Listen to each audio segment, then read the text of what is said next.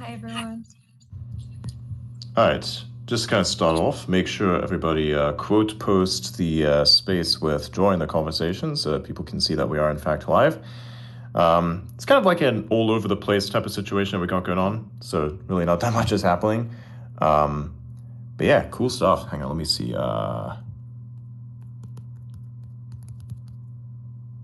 We don't really have as much of a topic, so we're just gonna kind of see where this goes. I'm gonna be making some steak as we do this, so yeah, and we're gonna wait as other people may be joining in.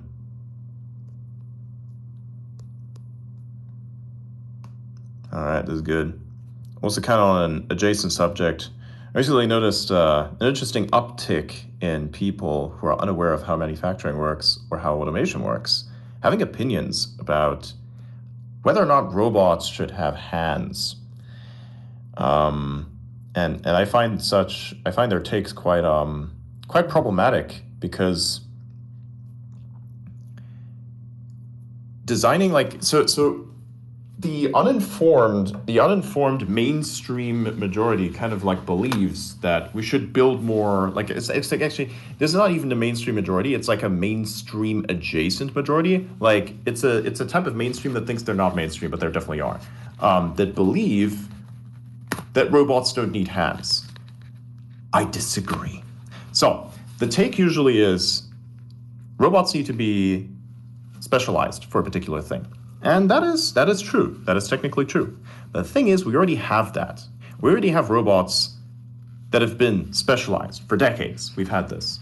Now we're trying to replace, say, humans at places where humans aren't supposed to be at. But the thing is, like with manufacturing, you run into these types of problems. You run into chaos. Chaos is like the bane of automation. You know, you're basically trying to condense, um, like you're basically trying to find a way to somehow restrict the existence of potential chaotic random occurrences. You try to do that so much that only like two or three paths open that you need to deal with, two or three possibilities that you need to deal with, and then you can like automate that. That's usually pretty good. Maybe you can go a little higher, but the idea is to remove as much chaos as humanly possible from the system. And if you don't do that, you can't automate it, right? So sometimes, however, you end up with a stage in manufacturing where the chaos is always going to be super, super high. And so the only thing that can actually interface with like that chaos is a neural network. And that's why we have humans. And then on top of that, something that has the proper tools to handle this thing, and that's what we call hands. Right? That's why we have like this mission. Hang on, let's turn that on. That's why we have like this mission to put hands on robots, right? And people think this is irrational, and I highly disagree because, well, you need hands on robots. Hands are amazing. You have to imagine that over millions of years, we have like evolved into having these things. And the most ridiculous take is that the only reason why hands are good in today's world is because the world has been optimized for them.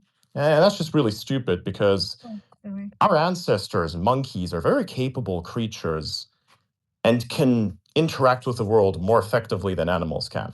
You know, Yeah. like if crows had hands, they'd probably do a lot more stuff.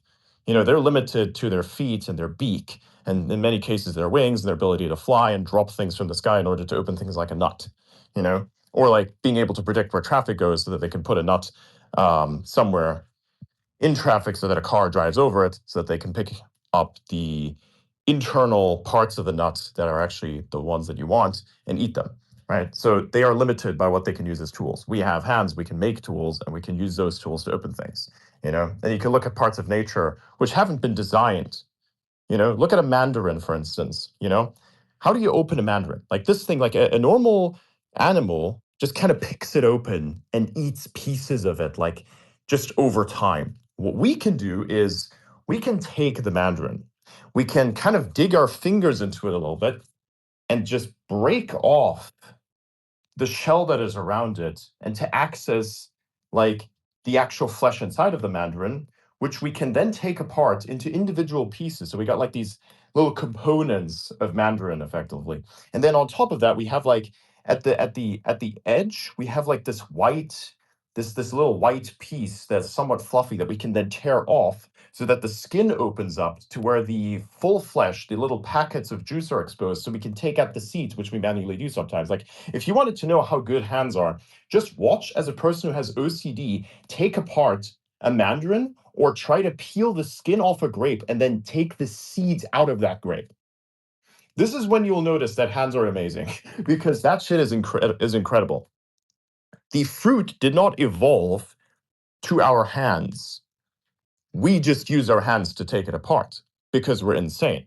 And like removing the skin off of a fucking grape and extracting its seed out without trying to break the grape is insane to me, but that's what we do. And you need hands for these kinds of things because it's difficult to do without them. So the idea is if you want to do high complexity things with a lot of variance, with a lot of chaos, then you need a neural net and hands in order to complete that mission. This is why we use humans in some parts of manufacturing where you look at it and go, why does he need to do this? Why does the human need to take this thing physically and put it somewhere else?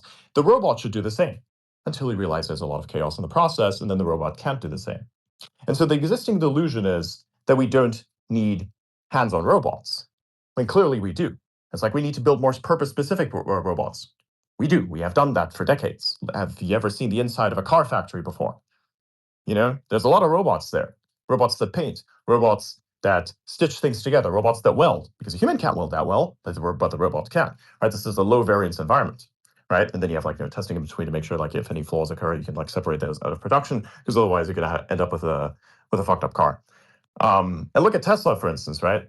This is a company that has one of its core values is you must automate, right? And so you have to ask yourself, if they have the ability to automate almost everything, why is it that they still use humans for some parts of the car assembly? Because of our hands and our arms. We get into things and we can fuck around with things much better than any like purpose-specific robot can. So what do we do now? Now we figure out that we actually need to create artificial hands, robotize them. That's what we need to do. And so that's happening. And you get some weird people coming out of the woodwork saying the contrary. And it's always going to be the types of people who have no manufacturing background or come from a country whose manufacturing is complete ass, even though their propaganda says otherwise. But then if you get one of their products, you go, what is this shit? You know, it's a whole thing. And I kind of encountered that today. And that's why I like wrote that post to really declare it. And I'm just like, if anybody comes out of the woodwork with like a ridiculous claim as to why this is not true, I am going to fucking crush them with a fuck ton of information, because I feel as though this like weird, unnecessary, nonsensical propaganda coming from people with no experience in a field is really damaging. And this happens all across, happens everywhere, you know? This happens in manufacturing, this happens in biology, psychology, everything. Fucking geopolitics is a great example. We've got a bunch of clueless motherfuckers like ranting about stuff they don't understand, about dynamics that they aren't even aware of. You know, there's like illusions, right? It's the same type of thing. So this is like my thing. I'm gonna like talk about this because I have to deal with this kind of stuff myself. I love automating stuff, but I myself deal with manufacturing. So it's like I look at these problems and I go, yeah, nah, bro, we really do need that. I have to train a human how to do this thing over here, and I have to like explain what to do in case of variance, and then just like leave the rest up to your neural net to complete. And it's like it's really difficult, you know. Try to get a machine to do that. It's very, very difficult, right? But Tesla's working on that, and you can look at the robots' hands. It's pretty good. There's a lot of companies actually working on robotic hands, and it is only when you see the attempts to robotize hands that you start to realize how incredible the human body actually is. Yeah. Like, it's amazing that we're able to like, you know, move these things called fingers with nothing but sinew and a little bit of electricity that like just does this. It's just so cool. It's awesome. It gives me a new appreciation for the human body when we try to robotize it, because it almost makes you think that the simplest form of construction of any machine is actual life. That's amazing. We are beautiful machines, even though we 100%. break, but that's fine. Hey, Alex, what's up, dude? Hey man, couldn't agree more. Big fan of hands, and this is the critical issue here, right? If you can get this right, the precision, grip, all of that, apes can't do that, and we need our machines to do that 100%. Yeah, Yeah. a good example, let's say in space and there is a leak or repair that needs to happen. A robot with hands could do multiple things, could extract the material.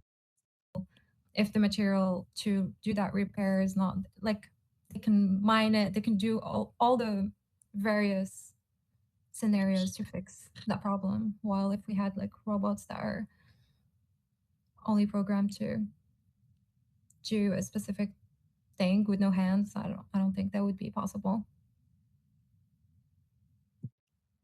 Real. And they need to get around, right? They need to get around in our apartments, on the street. This is like back in the day, I thought about like, hey, robots could be any form, right? But like for real, human form is the best because they gotta get around in our cities, right? Yeah.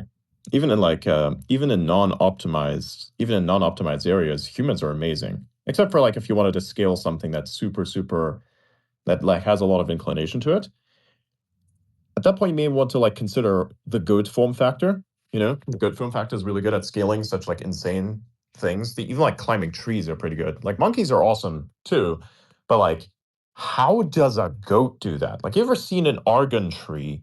Where the argan oil comes from. The goats like to eat the fruit, and they climb up that tree, and then just kind of walk around on those thin little branches, and you go, how did they even do that? Like, it's crazy. Like, the goat form factor is underrated. I understood that shit very early on because I used to take care of goats, and try chasing one in like a rocky kind of mountain environment. The human body can do that, but it needs a lot of coordination to do that. The goat just kind of fucking runs around. But you have an ability, and that is you can sweat. The goat can't, so you can chase it down until it overheats. So that's pretty fun. But it still can climb better than you can. Yeah. How So big better do you get it think? exhausted. Have you ever thought about how big can we build robots? There must be some limit to it, right? Like battle mechs, is that a thing? I don't know. Could probably do that. Yeah, With the coaches. question is, does it make sense? Like, do you need something big to take something apart, or do you just go with the small coordinated swarms thing? Like, what if Drone instead, swarm. like what if instead of needing to, like, when subduing an enemy, what if instead of like needing to blow them up, you could just somehow remotely cut their like Achilles heel, for instance, right? That's nanotechnology for you, or something that is close to it, anyways. So I think looking at swarms makes a lot more sense than just like making things bigger. I think once you've figured out one particular form factor that works quite well, scaling it up is actually relatively easy. Scaling it down is actually where it gets super difficult. Like, every time anything ever gets built, the miniaturization of it is actually the most difficult part. So doing that is all but like impractical at some point, right? But upscaling is easy, like, well, relatively easy. There are limits to this as well. Like, once you reach a certain kind of like size for things, then you start encountering different types of dynamics for the materials you're using. Like, look at a page of paper. You can make a nice little paper plane out of it, but you can't make a big paper plane out of it. And if you do, you have to like work with a ton of reinforcement. You could probably build a plane made entirely out of paper, uh, but you're gonna have to like use a lot of paper and effectively mimic the materials we use to make actual planes, right? So upscaling at a certain point is also equally as difficult. A great example being Starship, right? It's like, hey, we have a rocket, let's say you have Falcon 9 or Falcon Heavy. Why don't we just make it bigger? Well, yeah, how? You're gonna start discovering constraints. I think for robots, before we like make them bigger, I think we should figure out how to make the humanoid form factor work and make swarms work as well. And the rest can pretty much be dealt with by the robots themselves. Once you figure that part out, everything else becomes a little easier because they have less work overall. I think, at least. Yeah, agreed. I think drone swarms are probably the future of warfare, right? You can just tell them like, take out any man with a rifle, war's over in an hour. But if you had a battle mech, could strike fear into the heart of your enemy, right? Battle mech plus drone swarms. Honestly, I feel like if you have a drone swarm that plays Vietnam music as it puts thermite into your forest, is a little bit more terrifying than a giant mech. Personal opinion. So I was listening to you guys, and I just realized something. When we fully get into drone warfare, like fully everything, swarms and everything.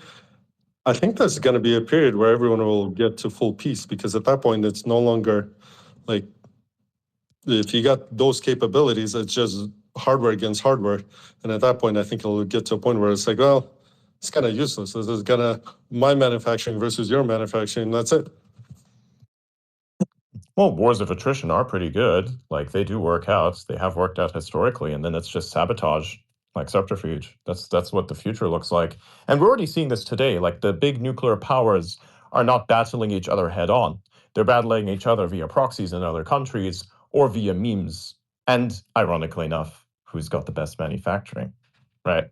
This is why China is like has the winning hand in many ways, because they're the ones that decided to say we got to hyper capitalize on manufacture. We just got to look at what everybody else is doing it, but we got to make it a little bit better and a lot faster and a lot cheaper, right? That's what largely China is. But make no mistake, the China's greatest weakness is innovation. That they can't come up with anything truly new. Like, they can optimize existing things, but they can't actually invent anything that's really new. A case in point of that is rocketry. Rocketry is one of those things which is like as hard as it gets. There's like two types of things that are very difficult, and that is creating something new in compute and creating something new in the rocket industry. That, like, space industry is so messy. Like, it's so difficult. It's insane. I mean, look, China recently like released this footage of one of their engine tests, which is something that I don't think I've ever seen a worse engine test in my life, to be honest. Like, people shit on Firefly for their engine, which is really kind of weird. Not that shitting on it is weird, it is that the engine performance is kind of ass. But I thought that was bad. Then I looked at China's engine test and I was like, right, so you guys are so afraid on being criticized on what you're using to make that thing work that you have to blur the fuel lines. By the way, that same fuel line kind of exploded as you're using the engine, and you kind of didn't look at Starship enough to understand that you probably should have considered what the pad was made out of, because it literally dug out the whole pad. I looked at that and I was like, man, you guys are in so much deep shit that the fucking whole team is gonna be like, fuck. Like, it's kind of funny, but I also feel bad for him because they probably put a whole bunch of effort in that. But damn, that kind of shows you China's weakness is innovation, actually.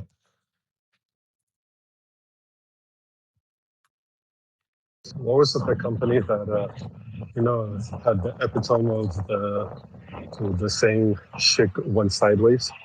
It's like basically a rocket launching off, and then all of a sudden, instead of going straight up, it just went. You're lagging heavily, by the way, Andre.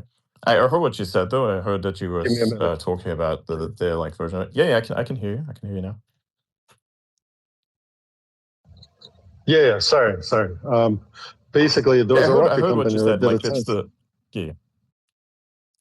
yeah, that was funny. I thought it was really hilarious. It's like, hey, let's do the belly flop maneuver with the fucking booster and land it with little thrusters at both ends. Like, what the fuck? I know they don't do any heavy drug consumption in China, but I want to know what they were on to do that. That's interesting. Like, how did you figure that happening? Like, where's the fuel coming from? And you can't even like build a functional thruster, like, of any kind, that is going to work really well on account of the fact that one of yours just literally blew up in a demo. So how do you think you're going to miniaturize those and put them on at both ends? That doesn't make any sense. At least they're doing things. Europe is worse. They're like doing literally nothing. They're still running simulations. Regulation. Didn't they recently? Yeah, did they recently decide to go start catching fairings? The one thing, what's called SpaceX said, nah, we're not doing anymore. Yeah. They also recently decided to do this. Let me pin it up at the top here. Look at that. So I think it was in 2013 that Ariane Space's CEO said that reusable rockets are a pipe dream. And then in 2020, the ESA decided to contract the very people who said it was going to be a pipe dream to assess whether or not it actually works. 5 years later, they still haven't built a single functional reusable rocket. And now Avio's solution to it, which is a different company, is basically a downscaled version of Starship. Oh, and here's the fun part, right? It also is an assessment. It is also still an assessment, man. And you know what the best part is? They are not even targeting. They're not even targeting the full rocket. They're just thinking about the upper stage.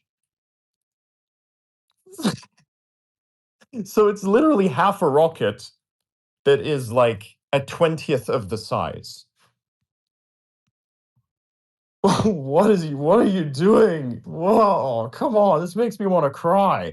This is bad, dude. This is bad. So It is so sad, like yeah. China may be making engines that blow up, but at least they make something, right? Jesus. It is super sad. Europe is living in a dream world right now. Like, yeah. What Yeah, can I say? it's unfortunate. I really, yeah. I mean, I'm German myself, dude. If I shit on this, that's how you know it's bad. Oh man, damn. SpaceX launched that. That was pretty nice. That was a really good one. They also released a lot of good footage, man. It was really good. I liked it. Yeah, some yeah, of that was those look so sci-fi. Yeah, they did a tremendously good job. I think that was some of the best pictures we've gotten yet. Yeah, it's true. Like, I want to make an edit out of that.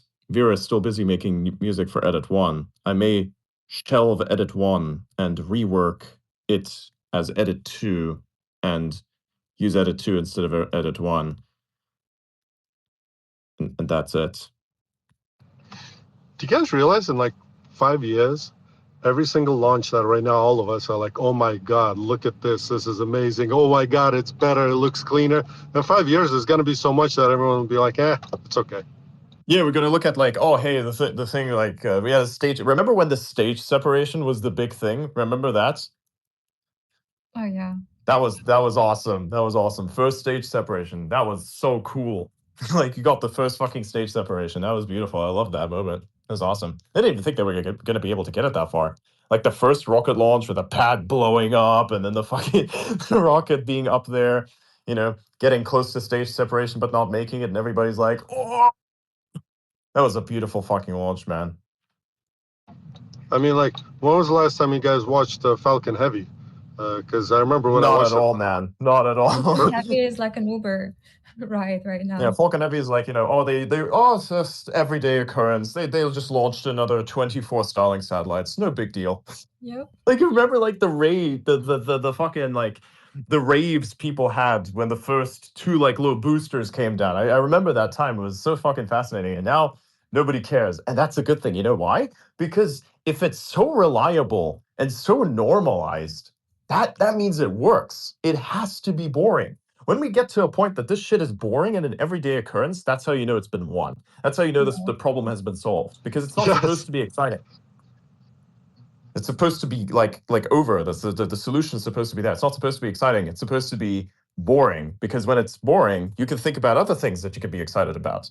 More problems. Asteroid mining, for instance. Focus on that next. Like once you figure out like how to transport things, now you got to think about how do I like when things are being transported and they're kind of like, you know, being taken out of the box in space, how do I then get that stuff, whatever it is, to work on, say, mining asteroids? How do we get to take that raw material and perhaps refine it on site? How do we get to transport that shit back to Earth? Do we transport it to Earth, or do we have refineries on the moon? Like, what are we doing?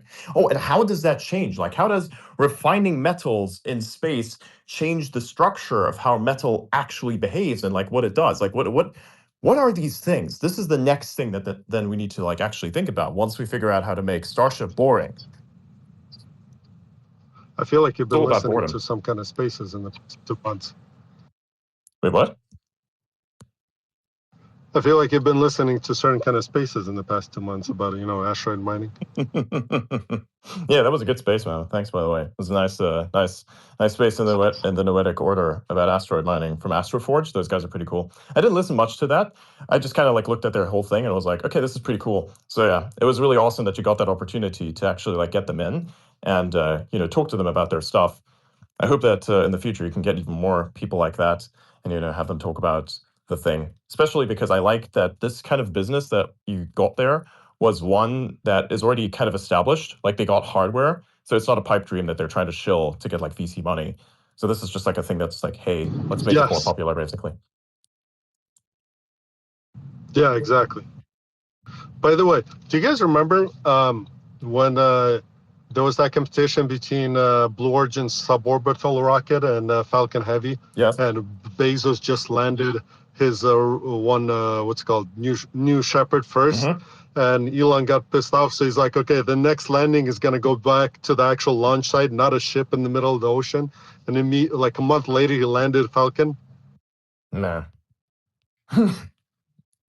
Really? So it was like there was like a series of attempts to land Falcon on the drone ship, and there was a couple misses. It was close. It was getting close, and then Bezos, New Shepard, that just landed and said, "Hey, the first rocket that lands back to Earth," and it was literally within the month that the Falcon, instead of going to the drone ship, they saved enough propellant to get back to the launch site and just landed on the launch site. Oh wow, I kind of missed that a little bit. That's cool. Wild times, man. Can you imagine? I can't even imagine what happens in the future. This is wild. Yeah. Oh, by the way, Blue Origin is next. I was gonna say, so isn't Blue Origin end of like mid-November? I guess. Yeah. I'm not entirely sure. I think so. Let me check. I wonder when they're going to do the catch again for SpaceX, because they clearly have been testing something. Like if you look at the booster, they've been testing stability, it seems. Precision and stability. Because like that hover, that sustained hover was insane. Yeah, those were incredible. The booster does not concern itself with gravity. Yeah, I mean, yeah, that the tech is so rad, man. They're not risking it. Yeah, it's good. But like that's some heavy testing going on there. You can see that. That will delay the testing for the next. So they've also reinforced the tower. Sorry, say again, Chad.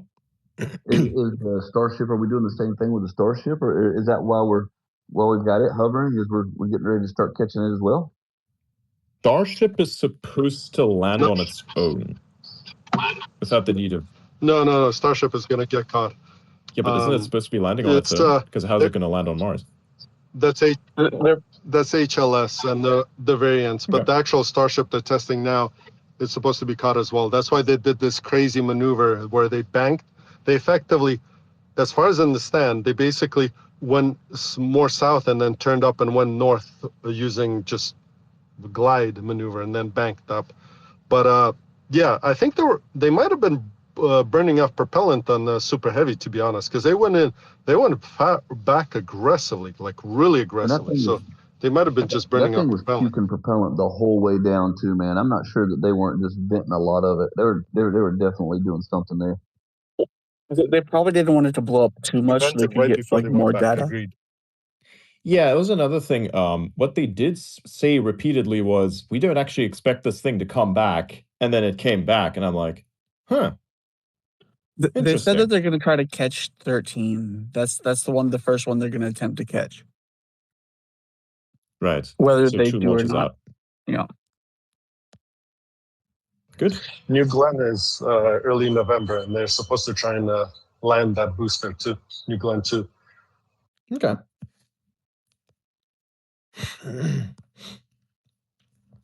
I do not understand entirely what the point of it is, though. Like, if you already have like one very good manufacturer, why create like competition that's always going to be lagging behind? Why not just join forces? There's something about this that I don't understand. Hey, socialist friend, just have the one, I'm kidding. Damn, bro. You had to do me like that. You really had to do me like that. I respect it, though. That's damn, that's a good one. Not like that. Not like that. Not like that. Don't use it like that. That's funny. I do agree with you. It's hilarious.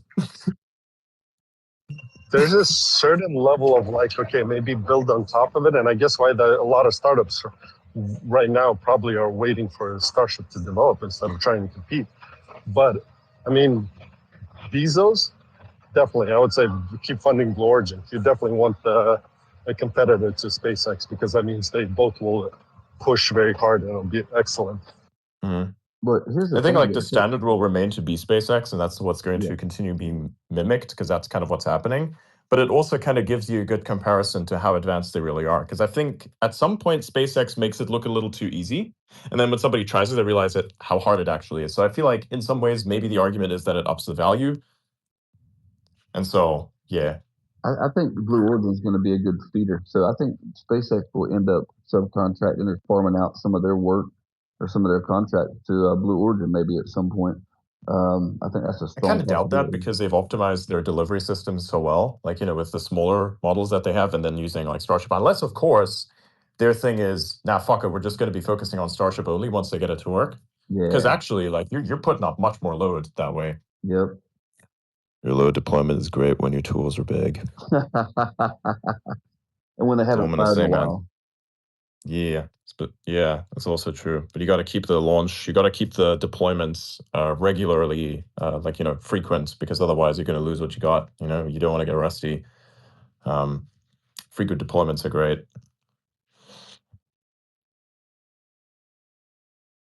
I can see them like maybe using them for some Starlink stuff, as the Starship program. Well, yeah, that's the whole point. Amps up, right? Like, I think that was that's literally the whole point. How many Starlinks did they say last time that they wanted to deploy at production? Like, how many Starlinks was that? 60. But I think Starship has the capacity for 120 Starlink to deploy 120? the capacity. At cock, is this true? But they're saying they want to deploy 60. Oh, I thought it was like 48 V3s, which each V3 is like something insane compared to V2. Blaze, by the way, if you're saying anything, I cannot hear you. Yeah, I was about to say, Blaze, the whole time you were muted. Oh yeah, I'm here. I'm just chilling. Oh, you're doing things? Okay, then don't let me disturb you. Keep doing whatever you're doing. Yeah. You're like editing, I assume, eh? Yeah. Nice. We're doing this thing now because I have a Discord server and we have a section there. It's called the advanced membership section, where basically, you kind of like it's for people who are like subscribed on there. And I just kind of hang out there and do random things because like occasionally I do like mimetic things. So I just kind of sit there and just chill, do work or do whatever needs to be done. And then occasionally, like it's kind of like sitting in. It's like being in one large kind of like group, and you just kind of pop in, pop out as you wish, and things are fun. But one thing I've been doing with Bly is mimetic voiceovers. Voiceover memes. I'm actually gonna like publish one on the YouTube channel. It's performing quite well, so that's pretty cool. Yeah, we're kind of like we're expanding our production as well, just to kind of like learn more things. So we're doing memes both here and on YouTube and various other places. We're trying to like get more mimetic pull towards like the central focus of the show. And the advanced member is one of the great ways to disseminate that, because so I get to use my vocal abilities to like make fun stuff. Good. Enjoying that. Yeah. You got the one with the rabbit. That one performs really well. Yeah. So I'm actually gonna upload. That's incredible. That's a great one. Yeah. I think lettuce. That's like I think lettuce. That's like a thing. There's like this beautiful picture to it. Like whenever that's the thing I posted to the profile as well. Like, hang on, let me fetch it. There's the thing I posted a while back. Whenever, and you should use this image as well. Like whenever you're in a conversation and you just don't know what to say because it's something ridiculous that a person has said, just take this image right here of the bunny rabbit that says, "Oh, I think lettuce," and just like send that as a reply and refuse to elaborate. Shit's fucking funny as hell. I think lettuce. It's just awesome. It's such a mood. It happens to everybody in a way. Yeah. We have a whole bunch of things like you do in the server. Yeah, like we have a little internal culture in our server. So it's like whenever somebody says something that's just literally word salad, we react with like lettuce emojis. And we also have that bunny rabbit as an emoji as well, because you can customize them in there. And whenever somebody like says something that should be actioned by the mods, we have like a cat, especially a looking cat. We call it a mod cat. And, like people react with that. It's always funny. Speaking of, can you like link the Discord? Can anybody link the Discord for me? Yeah. Let me pin it. I did. Did you reply already? Okay. Yeah. I'll put it up because it registers faster when I do it. There you go. Excellent. That is the link, by the way, for those of you who want to join. I'm not sure if like Starman is going to be active. If he's active, we're going to do Halo Infinite campaign today because I wanted to do that with subs. I've been doing that for a little bit. I wanted to kind of run like a 4-party because we haven't really done that before. And we're going to kind of like speed run Halo Infinite campaign. And then we're going to go back to like Path of Exile 2 the next day. Or if today is not available and we don't get like a 4 team together, including our other guy, then we're just going to be doing like, again, Path of Exile type of thing. And at this point, I'm just like playing Path of Exile just because I want to, just because I like just want to engage with the chat. That's kind of like what I do. So I engage with stream chat, and that's pretty fun. But again, like if you want my direct engagement, it's like the server is the way to go. Actually, now that I think about it, there's a good way to like I can meme the robot hands thing. Actually, now that I think about it, I have a perfect meme for this. And it's actually on the Time Chain Consulting account. I posted it there a while back, including this meme. Here, this meme is pretty fun. Did you consult that dog within? Because, you know, you say, hey, do you have that dog in you? It's like, did you consult the dog within?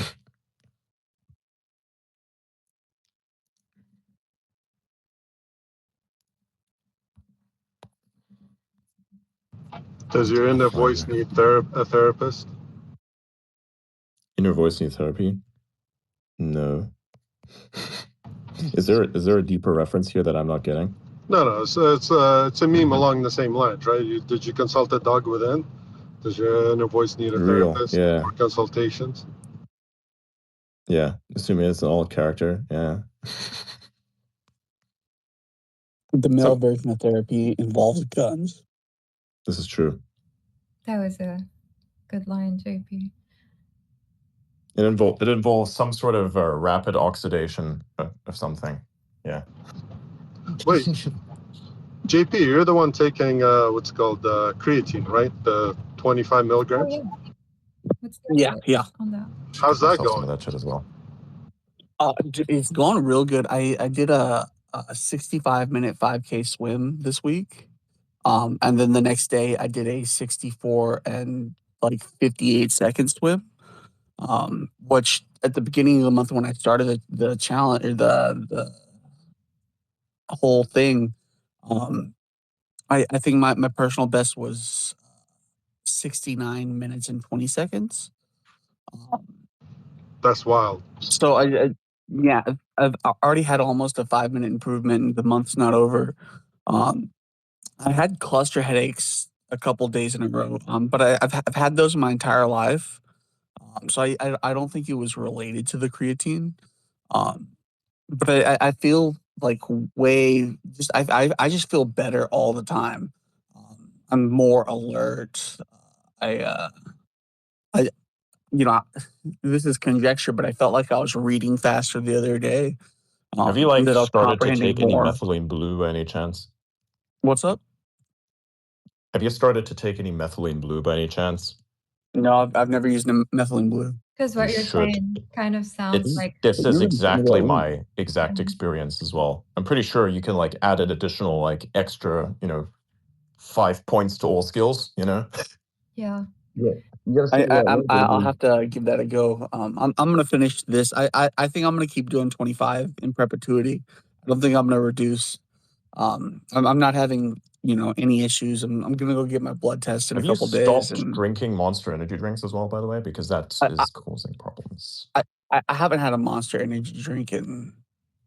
I couldn't even tell you. Have you considered that potentially some of this is because of that as well? Because one of the things that Monster Energy does is it actually kind of inhibits your so the body kind of creates its own energy, so to speak, right? That feeling that you get.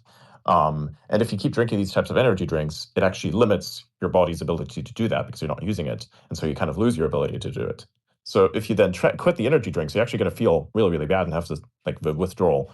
But I haven't had an energy drink in a long period of time. The only thing I drink these days is coffee, and I have some sweet stuff that I eat as well. But that's within my dietary requirements because I'm doing like a high carb, high protein now, as opposed to high fat, high protein. You got to choose like one of the two, and because my thing is like my metabolism requires like a lot of energy, actually, a lot of calories. So I actually do need to eat a fair amount of carbohydrates because otherwise my brain is just not satisfied. And ever since I've been doing that, my brain is like really, really fast, and I can just kind of predict everybody's thoughts. And for some reason, some people have like weird inability to finish their thoughts like before they speak them.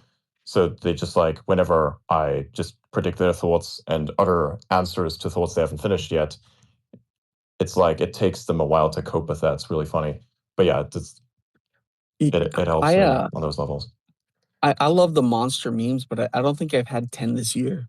Like I really don't touch that stuff.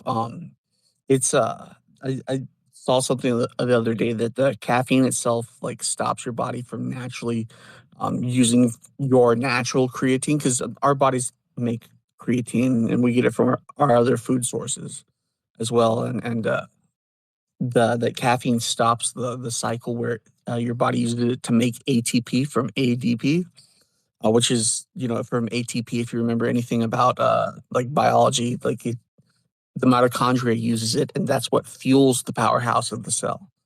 Um, yeah, caffeine's weird because like there's a lot of like good to it, but the bad stuff is not like you don't realize the bad stuff is happening. Mm-hmm. Are you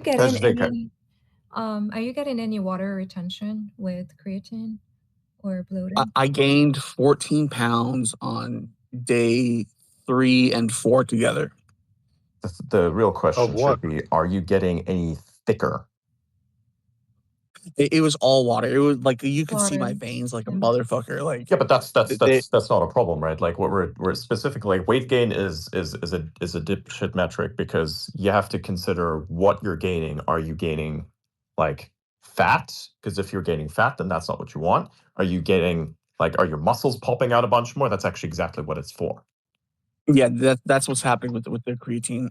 Yeah, that's normal. That should be the way it is. Actually, that's but exactly what creatine's I'm for. retaining probably about 13 or 14 pounds additional water than what I was retaining beforehand. Okay. That's actually normal. That's sense. exactly what's supposed to happen. But this is also like kind of the inverse of this happens when you take creatine and you don't get enough hydration. Because again, I keep repeating this because it's very important for people to know that it is that if you take this and you don't hydrate enough, then your body will literally take apart its muscles for water. Wait, So hold be on. I'm cognizant curious of that. How much salt are you eating? I don't eat much salt. I drink about 2 gallons of water a day. You do need A little bit under, but salt. need I salt, don't though. add salt to anything. I don't use spices that have salt in them. Why? Do you not let's crave get it? water. Yeah, your cells they regulate the amount of water they take in based on how much salt they have. So if you have too little salt, they'll take up too much water. Yeah. Well, Yeah, then the thing is, I get a lot of salt naturally from my diet.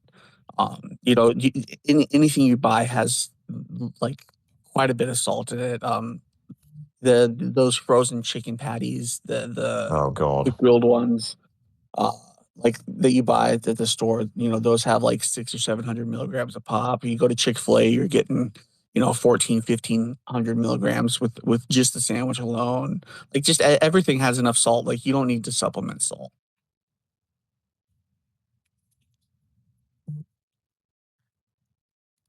Yeah, I was just curious about the water weight. But either way, I gotta jump off, guys. Thank you very much, JB. I'll be very curious to hear about your updates.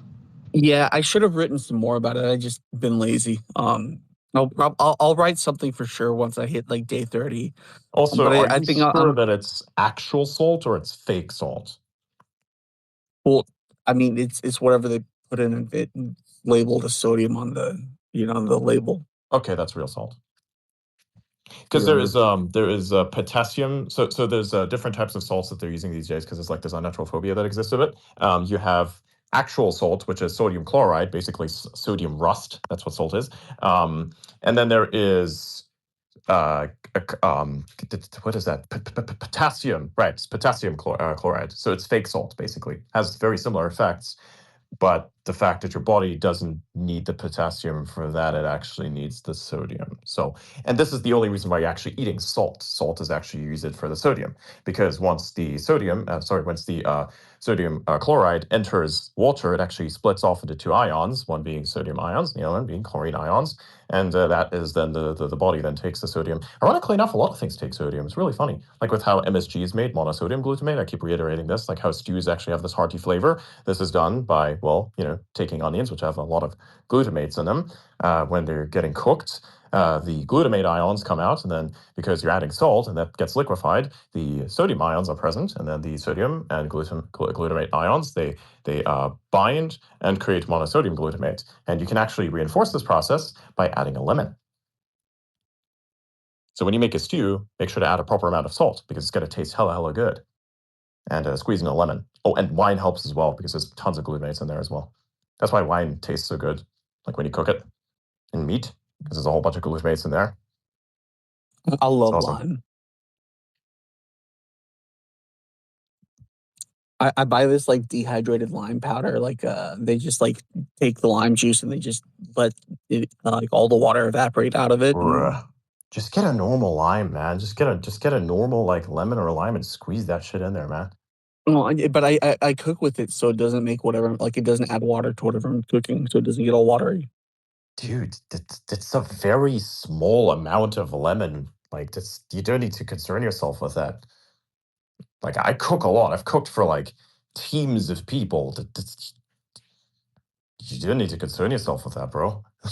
that is, you don't need that. Don't worry about it, man. You just get your lemon. There's very little. It's very little juice that comes out of those, and of that little, it just kind of dissipates. It's like a little splish splash. It's nothing. I like a lot of it though.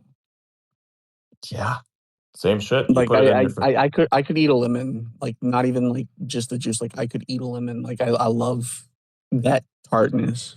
Well, look, if you're gonna boil something, clearly that's what seems to be happening here. You can, in fact, just reduce, right? That's how stews work. Actually, one of the problems with stews is that you need to add water periodically. So that should be fine. Well, what are you doing? Are you making stews? That's right. You are a stew man. No, I don't cook stews. I don't have patience like that. I mean, what do you mean you don't have patience like that? It's literally a set it, forget it thing on low heat. Go play some video games, come back, food finish. No, you gotta check it and No, you gotta don't. slow cook it or whatever. No, And you don't. I literally don't put that much effort in my food. Like I'm about to cook some beef. I'm just gonna No. put it in the pan and then eat it out of the pan. This is breaking my heart, man. Like, it's so fucking easy. Stews are like one of the easiest, most rewarding like meals you can ever make. That and god damn it, Ada. The message is killing me. It's just absolutely sending me, man. That and beef is very rewarding. Like, if you know how to make it, it's very quick. It's probably one of the quickest things to ever make. But you gotta prepare it right, dude. Yeah, how to not have space? I'm like inviting him. I don't even see the request.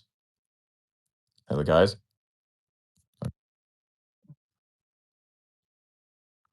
Were you looking for Outer? Yeah, Yeah, he's not it's even been in. weird. The other day, it wasn't letting me repost a space. It's been buggy. Yeah, I There can you see go. him. He's in the listeners. He's here. Everyone down in the audience, this is a reminder to please repost the space. Quote post it. Have you guys ever read the comments? I hadn't really read the Purple Pill much before. I was just reading it. Testing. Am I back? Yeah, you're Yeah, you're good. chat. Your voice is a little muffled. Mine is Yeah. better. Is that better? No. But it's fine. We can understand. Yeah, we It's can just a understand. little muffled. Adrian, I'm gonna check if the thing that I use ships them, but I don't. It's not on Amazon, at least. Yeah, we could probably get a workaround on that. Right. Let me check if they ship. Yeah. Is that better? Yes, miles better. A lot better. Thanks for the heads up. Excellent. Excellent. Am I the only one, or have spaces kind of died? I mean, this platform's kind of like recently it's gotten a lot worse. So I've never seen this few people in spaces all across the platform. Even in the days when it wasn't popular to do spaces, there were way more than this. Not even here, like everywhere, man. It might just be a seasonal shift. Like, it's starting to get cooler. People are out doing stuff. You would think. no, I don't think so. Last year, dude.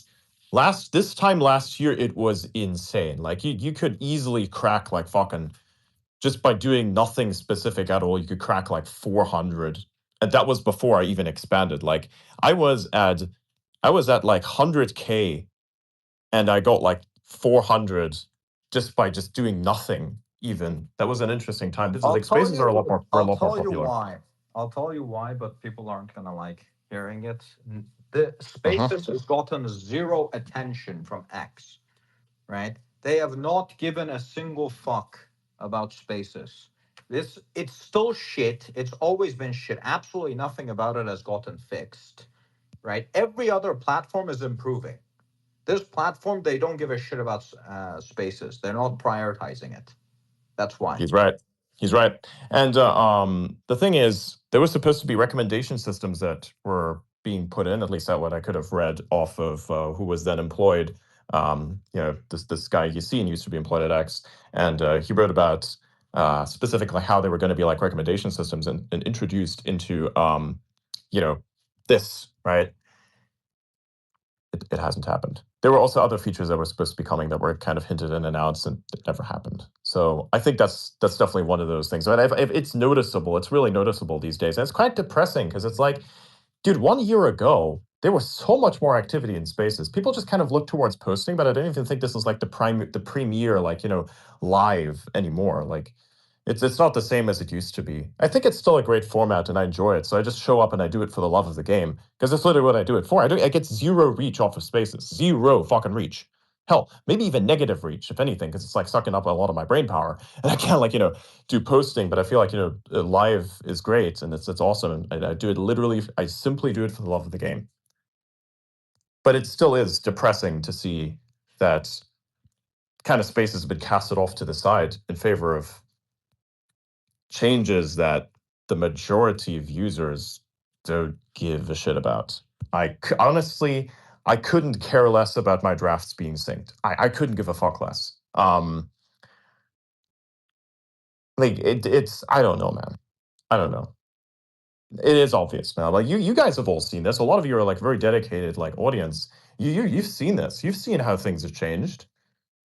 Like some people I know, big creators, have given up on spaces wholesale. And I asked them what's up with that, and they gave me a whole bunch of reasons, and all of them look the same. That's kind of what Auto was saying too. At some point, it just isn't worth we've it. been doing this for what, 1 year, 2 years? Since then, there has not been a single improvement. Not a single fucking improvement to spaces. Like, I have been using spaces for thousands of hours. I've been using spaces since like 2022. And I've like done space for like the majority of 2024. I've done a space every single fucking day for 8 hours every single one of those days, 7 days a fucking week. It's crazy, man. It's actually crazy. So it's like, even if you see people like me kind of holding on, like doing it weekly is the only thing I can do these days, because that's the only way to even like get anybody into spaces is doing it weekly. But even then, it's like there's no hype around it. There's no reach around it anymore. It's just doing it for the love of the game. And I like this because I love this platform. I absolutely fucking love this platform. But I can't deny this is a big problem, and I'm seeing it, and I think everybody else is seeing it also. And I really hope something would be done about that, because honestly, I don't give a shit about fucking like whether or not my drafts are synced. And honestly, to be honest with Nikita, the whole link stuff, it is disastrous. And even Elon said, no, this is absolute crap. We're not doing that. Well, clearly, because that was the whole thing. Like over 2 years, I saw a whole bunch of changes being implemented by Elon And it's like, okay, now we're going to undo the links thing. I'm like, wait, what? It's like specifically the thing that was being spoken of, which was removing heuristics out of the system, was a thing that I posted about back in 2023. I said they were going to remove heuristics because the heuristics are a major fucking problem, and you want the AI to do the curation. And that's exactly what's supposed to be happening. And then you have somebody talk about heuristics. And the thing that I think is majorly problematic is the lack of understanding that those types of people have over how fucking vector spaces work. I'm sorry, but I am tired of having to hear from people who are supposed algorithm experts about how exactly the algorithm works by them looking at a bunch of tooling and pretending to have read 30,000 lines of code. You have not read 30,000 lines of code. You wouldn't even understand what the fuck you're looking at, because you having to read 30,000 lines of code to come to any kind of conclusion means that you're completely butt fucking retarded. I'm sorry. That's simply how it is. Because you will not understand how the fucking system actually works if you don't look at the weights. And those are very different. This has to do with vector calculus, if anything. You want to understand how these systems work, really work, you have to look at vector calculus. Then things kind of become obvious in your head. It's a thing that you need to program yourself with, and then it kind of just like comes out like that. But nobody does that. It doesn't get brought up. I've noticed shit for years. And that's why, like, no matter what happens to the platform, I kind of tend to stay successful, even if the algorithm completely collapses, like it has already done in the last 2 quarters of this year. The algorithm has collapsed 3 times. I didn't fucking talk about it. I was like, oh, this sucks. Everything is like, the sorting takes longer, because I knew what they were doing. I knew that the algorithm was being shifted around a little bit, and that it kind of takes a while for these things to, restabilize, right? And so then your posts only get reach after like a day, because the system still has to sort them and just distribute them afterwards. So that made sense to me. And everybody else wants to talk about shadow bans, and they still don't know that that's not a thing that exists. It's not even mentioned. Like, that's the fun part. And because they look at tooling and they go, oh, we're going to listen to these people that post massive threads about bullshit. I'm like, no, that's not how any of these systems work. And like, they use AI to generate all the nonsense that they're talking about. And it got so bad that people thought they would get deboosted if they replied to people. It was at that moment that I was just like, you know what? Fuck this. Absolutely fuck this. Why would anybody think that any platform would do that? Just simply replying to something in a non-spammy way would just get you like visibility filter limited. No, that's obviously not how any of that works. The reason why like this came forth in the AI output is because you have a bunch of unaware idiots, incompetent idiots, write complete horse shit about how they think algorithms work. And the only thing that they write about is what tooling X has in order to implement what the algorithm is doing. Those are 2 very different things. On one end, you have a hypervector space. On the other end, you have the stuff that it integrates with to execute what it is. That's how it really works. And then on top of that, there was a whole monetization scandal. Now, I'm going to give you the quick math right now, by the way. This is how it actually works. And X themselves has stated this. A while back, there was a thing that was called ad revenue share. And it was in that time where impressions counted more than anything else, because ads were served as pieces of content underneath your posts. So that's why people say go into the comment section and look at stuff there, because that's the only thing that counted. So back then, impressions were the highest value thing. Then they switched it to revenue sharing. So we had ad revenue sharing, where you getting impressions on ads would get you a cut of the ad, right? That was ad rev sharing. Now they just have rev sharing. And how it works is that only for accounts that are verified premium subscribers, right? There's a bit of a semantics issue that people had, which I thought was ridiculous. But people thought it was supposed to be subscribers, as in people are subscribed to, verified premium. Premium is verified. It's a subscription to the platform. So verified premium subscriber, that's the semantics. Only those people are the ones that actually generate you revenue, but it works per unique reply. Unique reply meaning individual replies, right? And the quick math on this is, if you take into account a few unverified replies as well, a few non-unique, then on average, to make $1,000, you need to get 10,000 replies every 2 weeks. That's the math. As a matter of fact, you could go to people's accounts and calculate how much revenue they're making based on however many comments they have. But it also varies between creators, because some of those don't attract people who are verified. right? Like, for instance, there was this one person who interviewed me on one of their live streams. It was a huge meme at the time. His name is Connor Eats Pants, always complains about his fucking payouts. I told him, dude, 80% of your audience is non-verified. That's why you get so little. And and of the little that you do get, you don't even have as many comments. Like, it's crazy, right? So it's a little different. But for the majority of creators, it's like, gives you 90 to 80% accuracy of a calculation. I kept like applying this. It actually keeps working. It's really funny. And then, of course, you had the whole payout thing where everybody had a meltdown. It was like, hey, this guy received 10K. It's like, the reason why he received 10K was because it was just given. That has nothing to do with the impressions. And I had to explain to him, I was in DMs with this guy, Zoomer. I was telling him, it's not impressions, it is your replies. And I was able to know how many replies he had based on his payout, his actual payout, which was $1,500. By the way, for comparison, to get $10,000 as a payout, you need to get 100,000 replies, minimum. Right? And actually, it's funny because now people look at 100 million impression posts and go, well, actually, I think we should go and pay people per impressions. If you do that, there will be even less payout as well. So we have a whole bunch of people who don't know how the platform works, talking about how impressions work, and also don't know how to do math in their head, saying we want insane volume in an algorithm that needs to be trained continually over time. You will absolutely fuck yourself this way. But hey, that's the thing that's happening, and that's the explanation of it. Adrian. There are tons of people who are saying shit, and that's all bullshit. Well, what about it? So the one I use is not available. Bruh, creatine. Let me. Okay. So the one I use is not available where you are, but this is literally. Then I can use this one. Okay. This is literally the only Korea Pure one I could find that you can use. Literally the only one. Okay, good. Fair. But anyways, kind of back to the subject. Back to the subject matter at hand. Like, I see this as a fundamental problem. Like, people are talking about how to then get value out of the platform.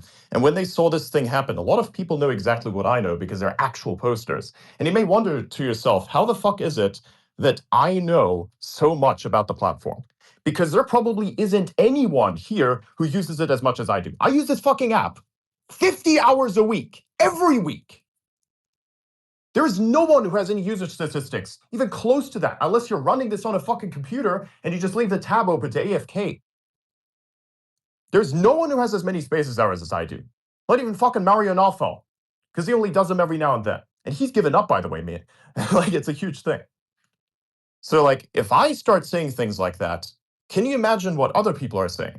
That's what's going on. And that's like kind of the story of X at the moment. That's kind of the story of spaces. That's why all this shit's like nobody gives a shit about spaces anymore, as much as they used to. Now the only thing that's being done quite heavily is live streams. But even then, I've seen fewer people do that still. Right now, the only people on my feed right now who are doing live streams is three instances of Alex Jones. There is the Alex Jones account, there is the InfoWars account, there is the Alex Jones network account, and then there is one of the native patriot people. That's it. That's all I'm seeing. I'm seeing 4 fucking live streams right now. I used to see 10. I go to spaces. Let's have a look at our spaces here. I see only 6 or 5 spaces. The highest one that I can see next to my own has like 300 people. So it's insane. Like, they need to like prioritize this. A platform's biggest value is live streaming, actually. And in this case, this is the thing that gave rise to me even. Though, every time, like, I keep seeing, like, at some point, Elon will reply to someone being like, let's do it. So, like, someone offering to help him, like, make streaming better. And it never results in anything. Yeah. And look, I'm not complaining about anything. I'm just making an assessment here. I'm a happy camper as it is, but not everybody is like me. Not everybody has the same amount of security that I do. I have a strong conviction in my audience and that I can do this for the love of the game. But what about everybody else? They want to grow too. And it's just not something that's as easy. Like, it's not something that you can really do as much anymore. Like, if I had started today to grow on spaces, it would not work. But I did it 2 years ago, and it did work. Hence why we're here. I got lucky, I got on early, when it was at its highest peak. And now it's just kind of different. Also, there's a bit of economic instability thing going on, where like a lot of people are forced to actually go work. So that's the thing that is a major, major, major factor as well. So don't forget that. These are very volatile times where there's a lot of work going on, even with me. Like the reason why I am thinking a lot more about monetization itself. You never hear me speak about this kind of shit. That's actually one of the first times I'm actually speaking about this at length even.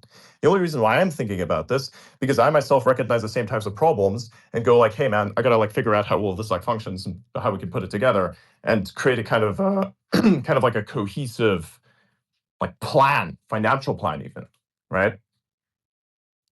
So I guess everybody else is having the same issue.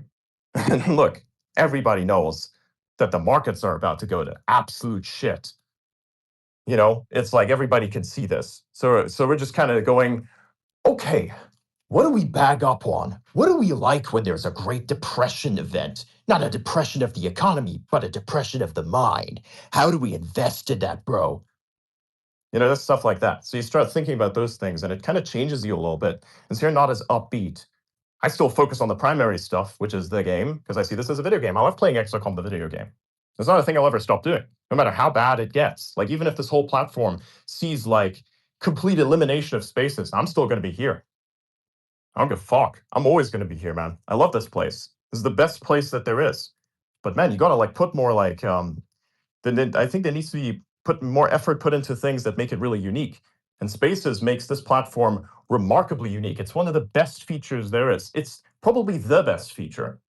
Because the thing is, having a place that is algorithmically independent is very difficult to create.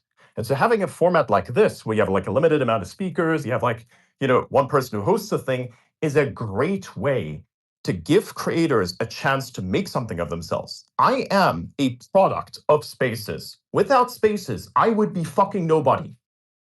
I am a product of Spaces. That's why I keep doing them. I am a product. Without that shit, I would have made it nowhere. I would have seen 1/100th of the growth. So that's why I love this place so much.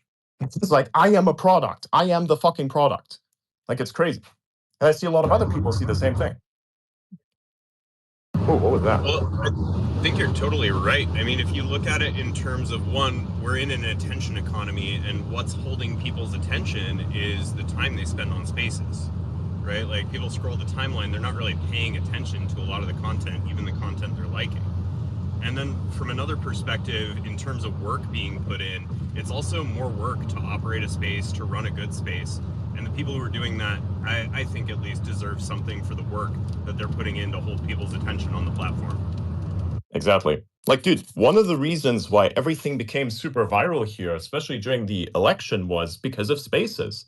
You had like Donald Trump come on. It was actually the biggest increase to Spaces growth was because of the Donald Trump Elon crossover. That uplifted this platform's reach dramatically because you finally saw the components of what it's like if you brought everybody into the same place. And to be fair, by the way, across all versions of platforms, you see a bit of a decrease in the internet because it's like a correction from COVID. You're actually going to see activity on the internet decrease a little bit over time. Actually, I would say that probably 10 to 20% of all internet activity will be permanently eliminated over the next 5 years. Because the enshittification is continuing, right? You have new verification systems. You got some dipshit fucking UK people saying, hey, we're going to force our laws onto US citizens and everybody else. And look, somebody might be asking, hey, Adrian, you don't live in America. Why do you care about that? Well, because I live outside of the fucking UK. They could fuck me just like everybody else. What am I going to do if I say something bad about the UK government, for instance, by accident even? What if I happen to say, oh my God, you should probably do something about the crime problem, and they say there is no crime problem? What are they going to do? Like, violate my fucking sovereignty in the country that I live in, which is not the UK, because I would never fucking live there? That's fucked up. So that shit's going to continue. It's only going to get worse. The EU, in terms of information, is going to have a really bad fucking time because they're the ones who are actually like actively destroying their own privacy modes. Like, before, Europe was all about privacy. Today, that's gone. Switzerland is getting rid of it. The European Union is getting rid of it. They're all getting rid of it. It's all gone. It's all finished. That shit's going to be gone soon, right? And so there's going to be a decrease still. And so now you got to figure out how exactly do you retain your dominance. There are a lot of people out there that are working on the side of all of us here. You know, there's like this guy Preston who's like fighting with the fucking UK government right now to make sure to set precedent for other platforms. So if the UK tries to fuck with other countries, they can fight back. And he's doing that shit pro bono, literally for the fucking love of the game, because he wants to be like, he wants to leave behind some legacy. And some people go like, oh, that's the only reason he wants to do it. No, it's good, man. You gotta have good impact, and that's what he's doing. So that's awesome as well, you know. But it's not gonna counter it effectively. I mean, I think he's doing what he believes in, and he's doing something that a lot of lawyers believe in. Yeah. Like, we care about freedom of speech. We care about individual sovereignty. And to see other countries take that away from their citizens so willy-nilly, especially a country that our legal system is based on, is scary for a lot of attorneys. Yeah. Dude, I live in a country that's based on like British law itself as well. I literally live in a former colony. That's even more direct than what America's got. Like, there's been almost no like change in law since the 19th century. There's been a few dipshit additions by fucking clueless lawmakers who all are not deserving of any shred of bureaucratic power. They should all be like cleaned out of the system for the incompetence and the damage that they've caused. But still, like, you know, the law system is the law system, right? But here's the thing, you know, in me doing this and me talking about this, I'm putting a bunch of risk on the line here. A lot of people are not going to want to hear this. They're going to look at this and go, well, this is something you shouldn't be saying. I'm like, well, who's going to say it then? Like, I don't have a meltdown on the timeline, you know? That's what I'm not going to do. I'm just going to like have the assessment, and we're going to make a show out of this for the love of the game. And again, there's no reach anyways, so and if there is, hey man, that's a bonus. You know, if drama fuels the reach, that's fucked up. We ought to, like, you know, look for a signal. Like, one of the things, for instance, is I post a bunch about manufacturing, and very few people see that shit because I simply do it for the love of the game. Like, I want more people to speak about these things. I want more people to care about rockets. I want more people to care about this kind of stuff. So I use that. That is kind of like my duty. That's what I set out to do when I initially first came into Spaces. I said, I want to change things. I want to get people familiarized with stuff that isn't being mainstreamed because it's not supposedly cool. You know, you have like Alex Jones who would say that Magellan is a lot cooler than Justin Bieber. And I would argue that Starship is a lot cooler than Marvel. I don't give a fuck about the Marvel Cinematic Universe. That's just dumb. It's stupid. It's basically dead. Phase 4 is shit. You know, I watched everything. I get to say that shit. It was good in its early days, you know, and then it became political and dumb. So that's fucking stupid. You got to take politics out of everything, man. Don't put it back in. You spend like ages taking that shit out. Now you got to put it back in. Come on, you know.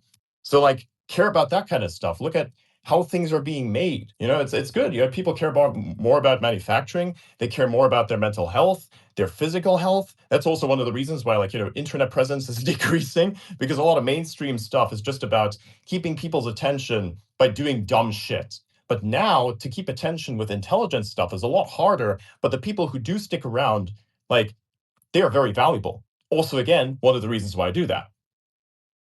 This is entertainment, but with utility, not no utility. Like, what utility do you get off of watching a Marvel movie? There is none. It's dipshittery. It's dumb. There's no real physics in it. And when they were any physics, that shit was like fucking 5 years ago, and they're not ever doing that ever again, right?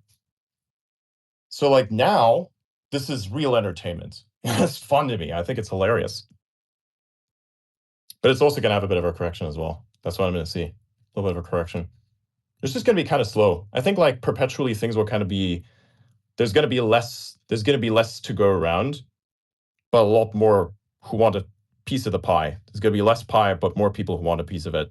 I'm starting to see that. Like, I see a lot more activity out of various other countries that, you know, want a piece of the American capital that's left over, you know? That's why there's also a heavy push by Nikita to, like, you know, put location information on their profile. Right? Because it's obvious that a lot of America's greatest shit posters are not American, actually. Right? Oh, and by the way, just so that you know, a lot of the West accounts with like the weird Roman statue PFPs, they're not Americans. They're not even Europeans. 80-90% of them. You're gonna Or use even them. the American Eagle ones too. Oh god, yeah, dude. I'm actually in favor of this. I don't give a fuck. People will go like, "Oh, where is this? Where's this guy based? Some island in the South Pacific." They're gonna look at me, and go, "Oh, this guy's an island boy." You know, who gives a fuck? Like this is good for me. Actually, it's fucking hilarious. People look at that and it's like, "What is that place? Is that like the water?" I'm like, "Yeah, it is like the water, but it's also like the island where the big volcano is." What volcano? Don't worry about it, man. Don't worry about it, little bro. You're gonna put those fries in the bag very soon. Island boys. I hate that shit so much. That meme, but it's hilarious. It's a good earworm. I'm surprised they're not dead yet. What happened? I'm surprised they are not dead yet. Honestly, mimetically, of course, not physically. Yes. No, everybody's evolving. Like, if you're smart, you can retain it. Like me, I've evolved too. You know, I used to be politics adjacent. Now I'm not political at all. Like, even when all this shit was going down, it was like popular to farm off of politics. I just decided, nah, fuck it, man. I gotta be consistent. Gotta stay dead center on the alignment charts. The only thing I concern myself with is not which direction I err in the alignment chart, because I don't really err in any direction. I just consider myself with how close I am to God. That's a bit. That's it. That's the only thing you need to like fucking consider yourself like concerning yourself with. Fuck society. Fuck all these like nonsensical things. Just make something new and see if you could do something that's good. You know, like the most good. Create like net positives. Don't spread hate. Don't cause hate. Don't do any of those things. Like I've kept the timeline as clean as possible for me and anybody who follows me, and like I think it's gone pretty well. So that's pretty neat. But we got to address these types of things because people have been asking, like, what do I think about this? What do I think about that? So I'm like, okay, fuck it. We're going to do the whole package this week. We're going to like get all of that out of the way so everybody knows the take. You know, what is the position? I'm like, I don't know, bro. The position don't change. We go forward. Like, what are your intentions? What is the next step in the operation? The one that's forward? What's the next step in the operation? You know? It's like, I don't know, we're looking at anti-gravity tech so we can like walk on the air. Maybe that's a step. You know, that's what we call making money. I don't know. Like, what was my next step? Getting a new computer. I think it's much better to stay loyal to principles and ideals than it is to politicians or political parties, because the people will invariably let you down. Oh yeah, fuck that. Yeah, there are no 100%. politics. I love you. And sometimes when you see that the other side are respecting the principles, sometimes you have to side with that side.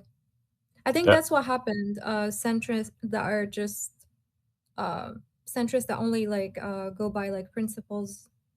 That's why they've been switching political sides. Yeah, centrists are the only thing that matters in swinging the election. Yeah. Because the people that are Democrats, they're going to vote Democrat. The people that are Republicans are going to vote Republicans, and that's never going to change unless, you know, they change their political beliefs for whatever reason.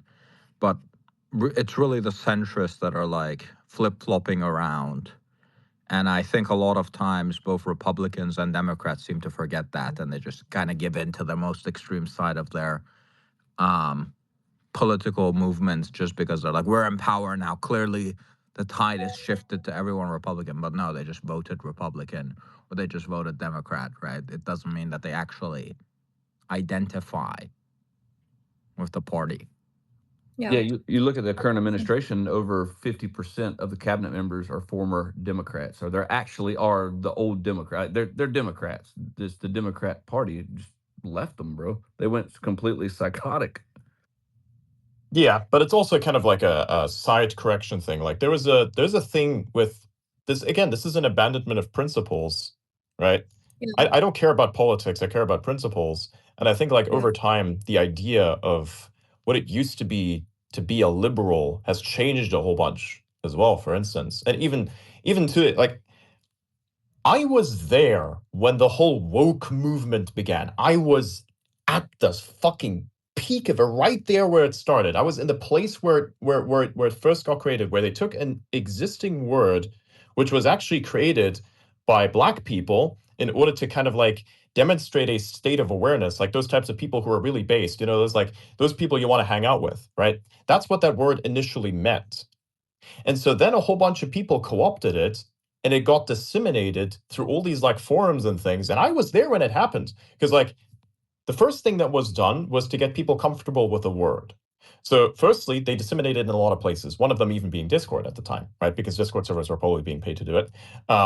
So it was like, here, you can have this thing that's called the woke roll. I was like, what is that? Oh, just take it. It's good. It's progressive. Like, I don't know what it means. Let me go look it up. So at the time, I still got the definition of what it once was. And it's like, oh, hey, that's actually pretty cool. Fuck it, I'll take it. So I had that whole shit. Then I like kind of quit that for a bit, had a whole like thing that I did, came back like 2-3 years later and was like, so this is not at all what this word meant. What just fucking happened? No, this is the opposite. This is horrible. What are you guys doing, man? Come on, hey, stop.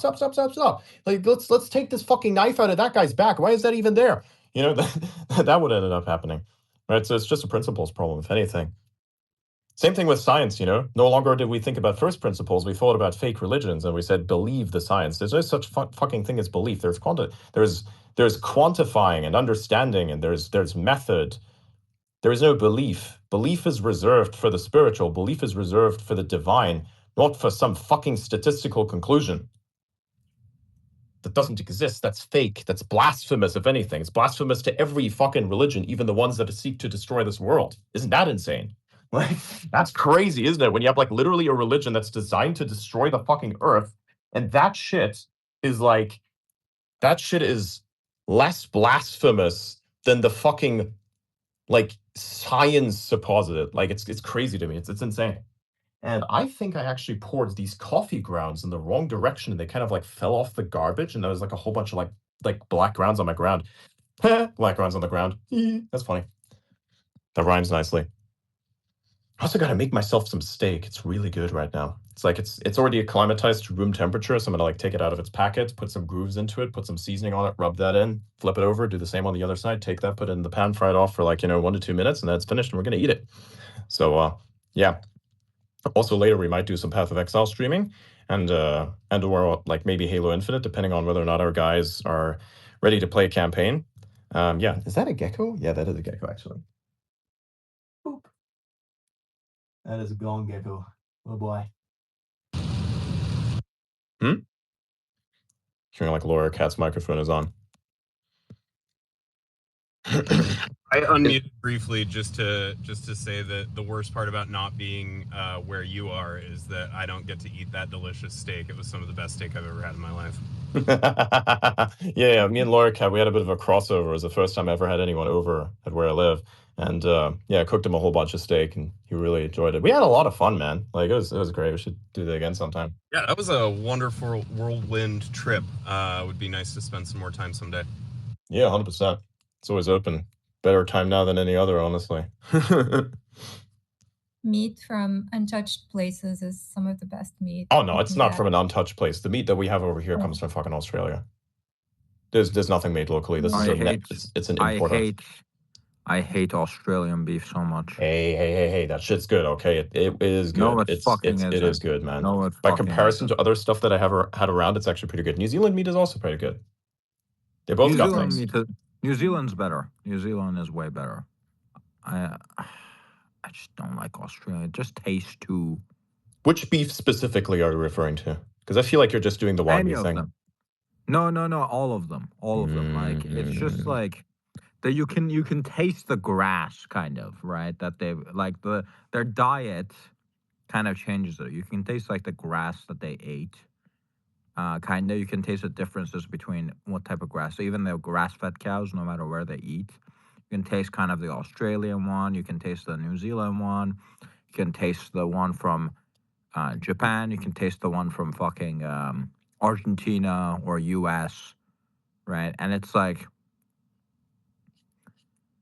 Australian beef always has this shitty aftertaste that I really fucking hate. Yeah, it's like the cow committed a felony and got exiled. Yes. Bruh. Bro, that's a deep cut. Bruh.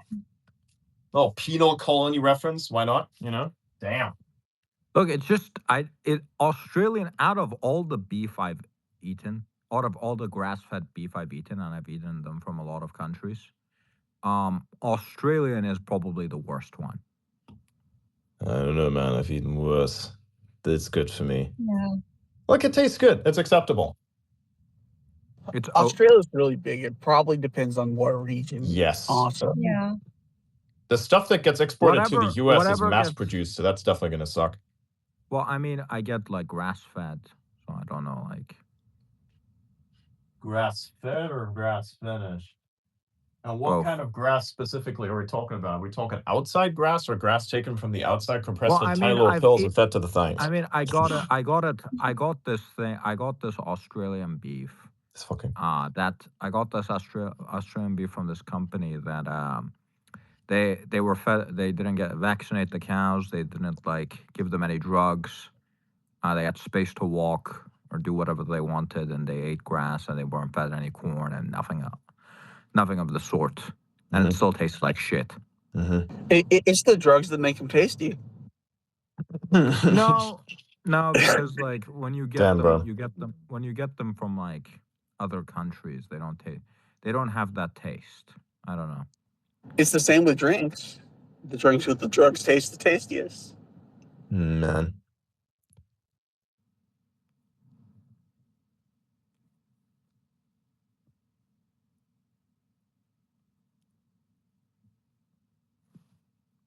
Anyways, yeah.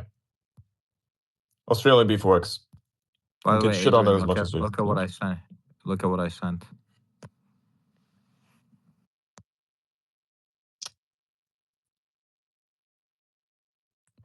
Is Siraj not? Siraj isn't gay. What? Of course not. No. That's just Outer calling me gay He's every day. fucking posting Batman, like I'm Batman fucking memes. What is this shit? Don't worry about it. Wait, who's posting Batman memes? Suraj. Where? He's posting like a 5-year-old. Where is he posting that? He's clearly not putting it. He's clearly not putting it in the normal group chats. Don't It's worry, the it's in the bus. comment section. Oh, that's where he's putting it. See, he knows to put it there because I hardly ever check it because my notifications are super selective. He knows because I will absolutely fucking cook him if I see just a little bit of that. Don't worry, I'm cooking him for you. Excellent. Listen, you gotta clean this out of you. You do not need this. You don't need that. It's not something that's gonna serve you, man. Wait, you just said you had a problem with Marvel. You also have a problem with DC? No, I have a problem with problem the is- current our version problem of is DC, you yes. Our problem is you're being a pussy. Yes. You just need to kill your inner child, Suraj. No, you don't have to kill your inner child. You have to stop being a child. You have to retain your childish whimsy, but don't become a little bitch in the process. You can't perpetually remain 15 years old. Yeah. You gotta start it. You gotta grow up. You didn't have the spider experience, okay? You didn't have the 10-year-old experience of being afraid of the dark and then just standing there one day going what if I want them to catch me? What if I want them to try? And then switches the light off to slowly walk up the stairs. I was born in the dark. Yeah, you're not born in the fucking dark, bro. You're born in the semi-brown, the place where all the light is obscured by problems. That's not called the dark. That's called claustrophobia. You're actually kind of born in the purplish orange. And that doesn't make any sense, but you will understand soon enough. Wait, did you actually get the quote? Yes, I did get the quote. It doesn't apply to you, believe me. Oh, okay. You weren't born in the dark, my bro. You were born on a fucking table with a big ass fucking halogen bulb looking at your brain. The doctor goes, "Yep, this guy's fine." You got the doctor pulling the baby out, looking at this tiny little fucking thing under the big halogen light bulb going, "Yep, this looks okay." That's where you were born. They lied to his mother. Well, what's up? What's up? They lied to his mother, man. They said he was okay. Look at what I just, Oh my god. look at what I'm sending. Just Suraj, you may have been born in the dark, but Adrian Dittmann built his platform in a dungeon with scraps. Yeah, I literally built it in my bathroom. Not even kidding. In the bathroom, I was gonna Yeah. say, yeah. in the bathroom. That's from Iron Man, by the I way. built it in my Which apparently bathroom you hate. with nothing but a box of scraps. Did I say that Phase 4 sucks? Yes, I did. Did I say that it was good before? Yes, I did. It's not good anymore. It's like people watching The Social Network and going like, oh yeah, Zuckerberg, cool. It's the same thing. Except for like that the movie is wrong. The Loki series was pretty good, I think. No, it fucking wasn't. That was fucking ass. It was What? I will say it was No? alright. I will say it was alright. I watched it. It was alright. The fact that I know I watched it, I don't remember anything. It's probably ass. It was kind of ass, but I think it was kind of alright. It was alright. I liked it. No, it was ass. A little bit. It was ass. No, I liked it. It was ass. fine. I liked the concepts in it. It was kind of nice. You're a fucking propagandist. You're a fucking propagandist. Yes, I am a propagandist. What the fuck do you think this like, dude? Bruh, like, dude? Look at me. Look at me. Look at this. Yes, I'm a propagandist. I am my own propaganda, bro. You can reject it and that's fine. But like, dude, of course I'm a propagandist. I'm not spreading someone else's propaganda. I'm just my own propaganda. And a little bit of religion on the side, but that one's just a choice for everybody else to make.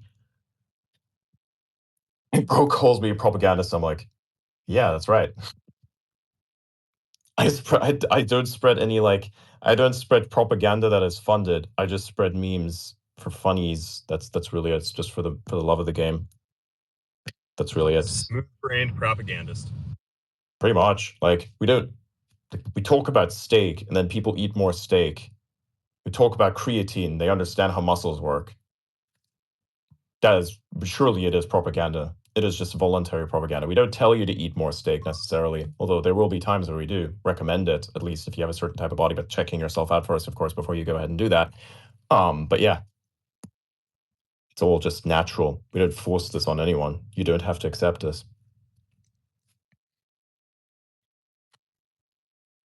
I hate this chart. I fucking hate this chart so much.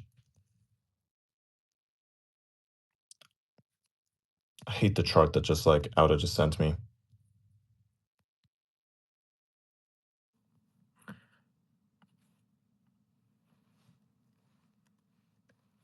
And I don't like that guy. And I'm tired. I'm tired of these repetitive posts, even though I don't see them. Everybody else just keeps talking to me about them. That's the thing that gets me. What is this here?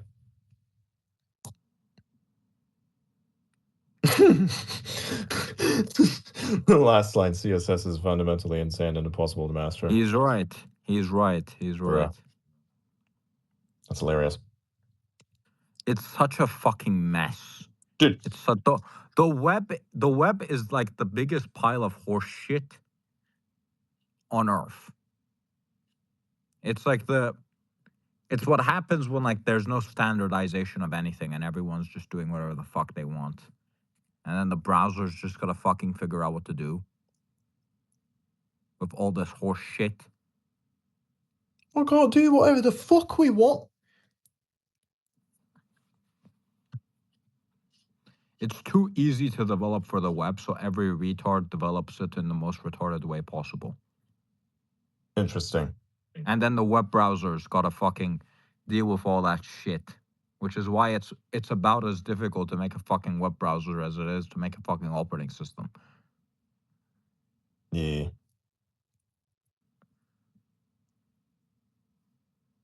What's that here? Bruh. Let me take a look here. One of the things about Spaces is I had to like do hyper curation, so I don't really let up as many people anymore. So don't take offense to that. I just don't know you yet. I have to get to know you over years. Also, you must be subscribed. That's one of them. And obviously being followed. And there's this one fucking guy. What is this? Unverified. Follow back in his bio. And says that for this Diwali, we shouldn't buy fireworks. Oh God, you're one of those people. Meaning that you're one of those people who think that like fireworks are a massive problem. I have an issue with you. I myself, by the way, I like Diwali, okay? Where I live, that shit is practiced. And of course, I'm gonna get my hands on a bunch of fireworks. I'm gonna cause a hella bunch of noise because it's fun. It's awesome. You gotta nuke the fucking place, man. It's good. And then I see shit like this. It's like, what fucking bullshit is this? Oh yeah, 100%. This fucking guy here talking about, oh my God, it's bad. It pollutes the air. Brother, fluid dynamics. Ever heard of it? This is math that you haven't come up with, but let me explain. Simply, it dissipates in an hour.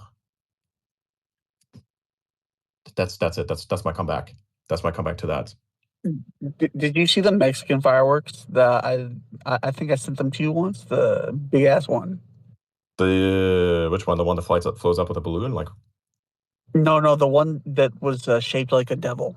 oh yeah, that one's fun. Yeah. Did you see that one video of like a group of people that have like this balloon that they sent up there and they basically airstrike themselves? That was fucking funny. No, I haven't seen that. That shit is awesome. It's like literally it goes up and then it explodes. There's like tons of tiny little other firecrackers that rain from the sky, and it just is like, it's so bad that the camera lens shakes within the camera. It's so beautiful. I'm gonna get my explosives license for 2026. Yes. I got a trailer with a flat tire. I need to move 8 feet. Explosives, bro. You want more explosives? Exactly. Incredible tech, bro. Absolutely incredible tech. Yeah, I love blowing stuff up. In Texas, you can do just about anything, but there's like limits on how much you can do. And so, like some of the ones that are legal, tannerite, me and my buddy will go and we'll mix like the max legally allowed amount, which is 49 pounds, and we'll go like blow up a tree. It's a good time. Nice. Tree in your way, explode it. Mm-hmm. Let's go. Damn, sounds fun. Is that a live tree or a dead tree? Dead. There's a lot of dead trees where Nice. we're at. Yeah, that's acceptable. I wouldn't. There's no need to kill a live one, but a dead one, you can have some fun with it. 100%. Absolutely, man. Fuck the environmentalists. We gotta blow up dead trees. Fuck yeah. Reintroduce the carbon into the system by turning it into a nice little fine brown mist. Let's go. I was gonna come over there this year, but the US is this year is very anti-memetic. So there was a guy who got fucked because he had a JD Vance meme on his phone, even though JD Vance himself is spreading those memes. So that's unfortunate. So when I see that, I'll take the message. I get the message. You want to have your empire thing?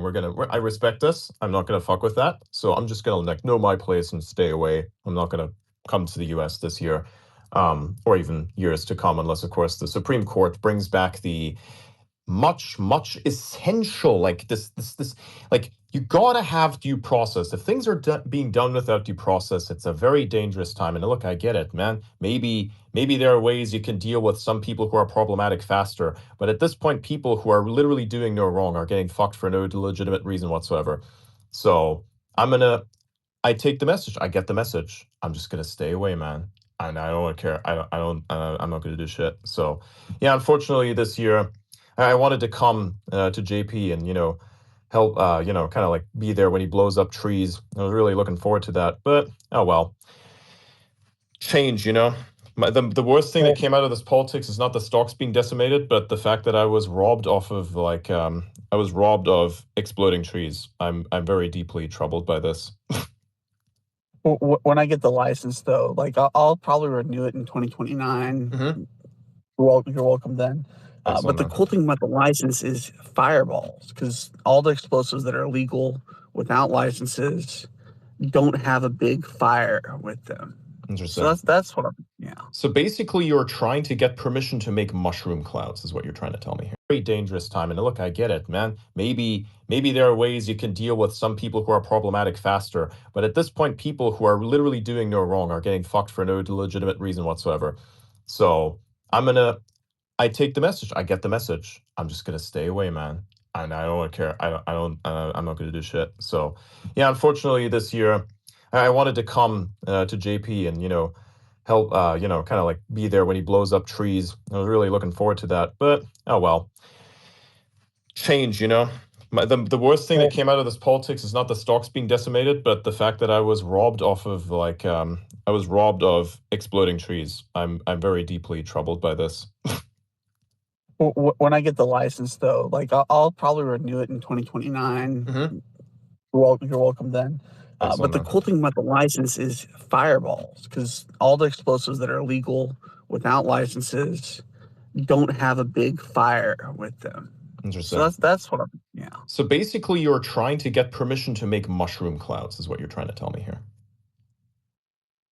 Well, you saw that video. We're making mushroom clouds. Nah, you're making virgin mushroom clouds. You got to get the one with the spice. The ones that have fire in them. Yeah. Yeah. Yeah, we're trying to make big mushroom clouds. Nice. Look, you know how this is, man. I'm from Europe. Europeans love big explosions. Okay. I mean, where do you think the nukes came from? Seriously, we love big explosions. How are these not actual shows? Like, I never hear about like explosion shows other than Because it's fireworks. very, like, you probably It's not a don't want to show. do that. I'd pay for Actually, it. now that I think about it, like, do you seriously want everybody to know how to make that? Like, it's bad enough that there's a thing called the Anarchist Cookbook. There's actually a better alternative to it that was released from the government itself, but I'm just not going to name it because I don't want to. It is released. It's open. Everybody can read it. I'm just not going to tell you what it is. And it's better than the Anarchist Cookbook. It's like Anarchist Cookbook is like the lesser version of that. It's actually a really interesting book. Don't read it, by the way. Don't do it. You could, but don't do it. But I'd watch it. I'm Someone real who has tempted to say a it. license. Listen, if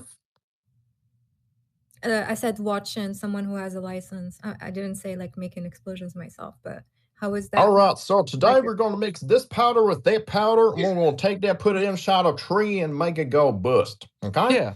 Now, I want you to understand, you don't want to go over this many milligrams of that, because if you do, there are going to be problems. We But got not to for stay long. with inside the law. There's going to be problems, but not for long.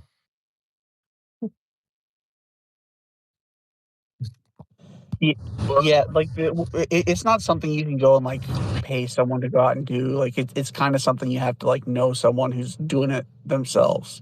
Yeah. I just so happen to be in an area where there's a lot of open land and a bunch of landowners who don't care. Well, as long as these What's retards up? open up the government, I got invited to a hot Apache gun range in November. If anybody wants to come. Oh, Nice. Ooh. Are they might take you up actually on that. are they actually going to open up the government? I don't really see them opening up the government anytime soon. I think they're going to open it next week. I do, but what I makes don't you know. so sure? Well, the Democrats were supposedly waiting on this No Kings rally that was today before they opened it back up, and so that's over Since they with. dissipated, yeah. Yeah, so I think The that No Kings rally was a non-event as far as I can see. it was a bunch of old people. It was like just a bunch of old 70-year-old hippies. Excellent. Just the people that actually ruined the country all got together and was like, "Hey, let's protest let's protest the country that we tried to ruin." Man, The sad part about that is a lot of them are paid and they're only there because they can't afford all the shit because everything's gotten so expensive. Yeah, pretty much. By the way, Milo Yiannopoulos posted that apparently he has a brain tumor. Oh, damn, that sucks. Is he for real? That. I mean, Man, there's a lot of people dying like this year. A lot of those. Man, that's unfortunate.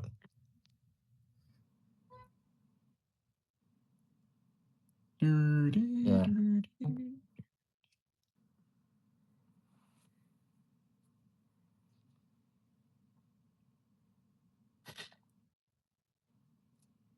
Nice.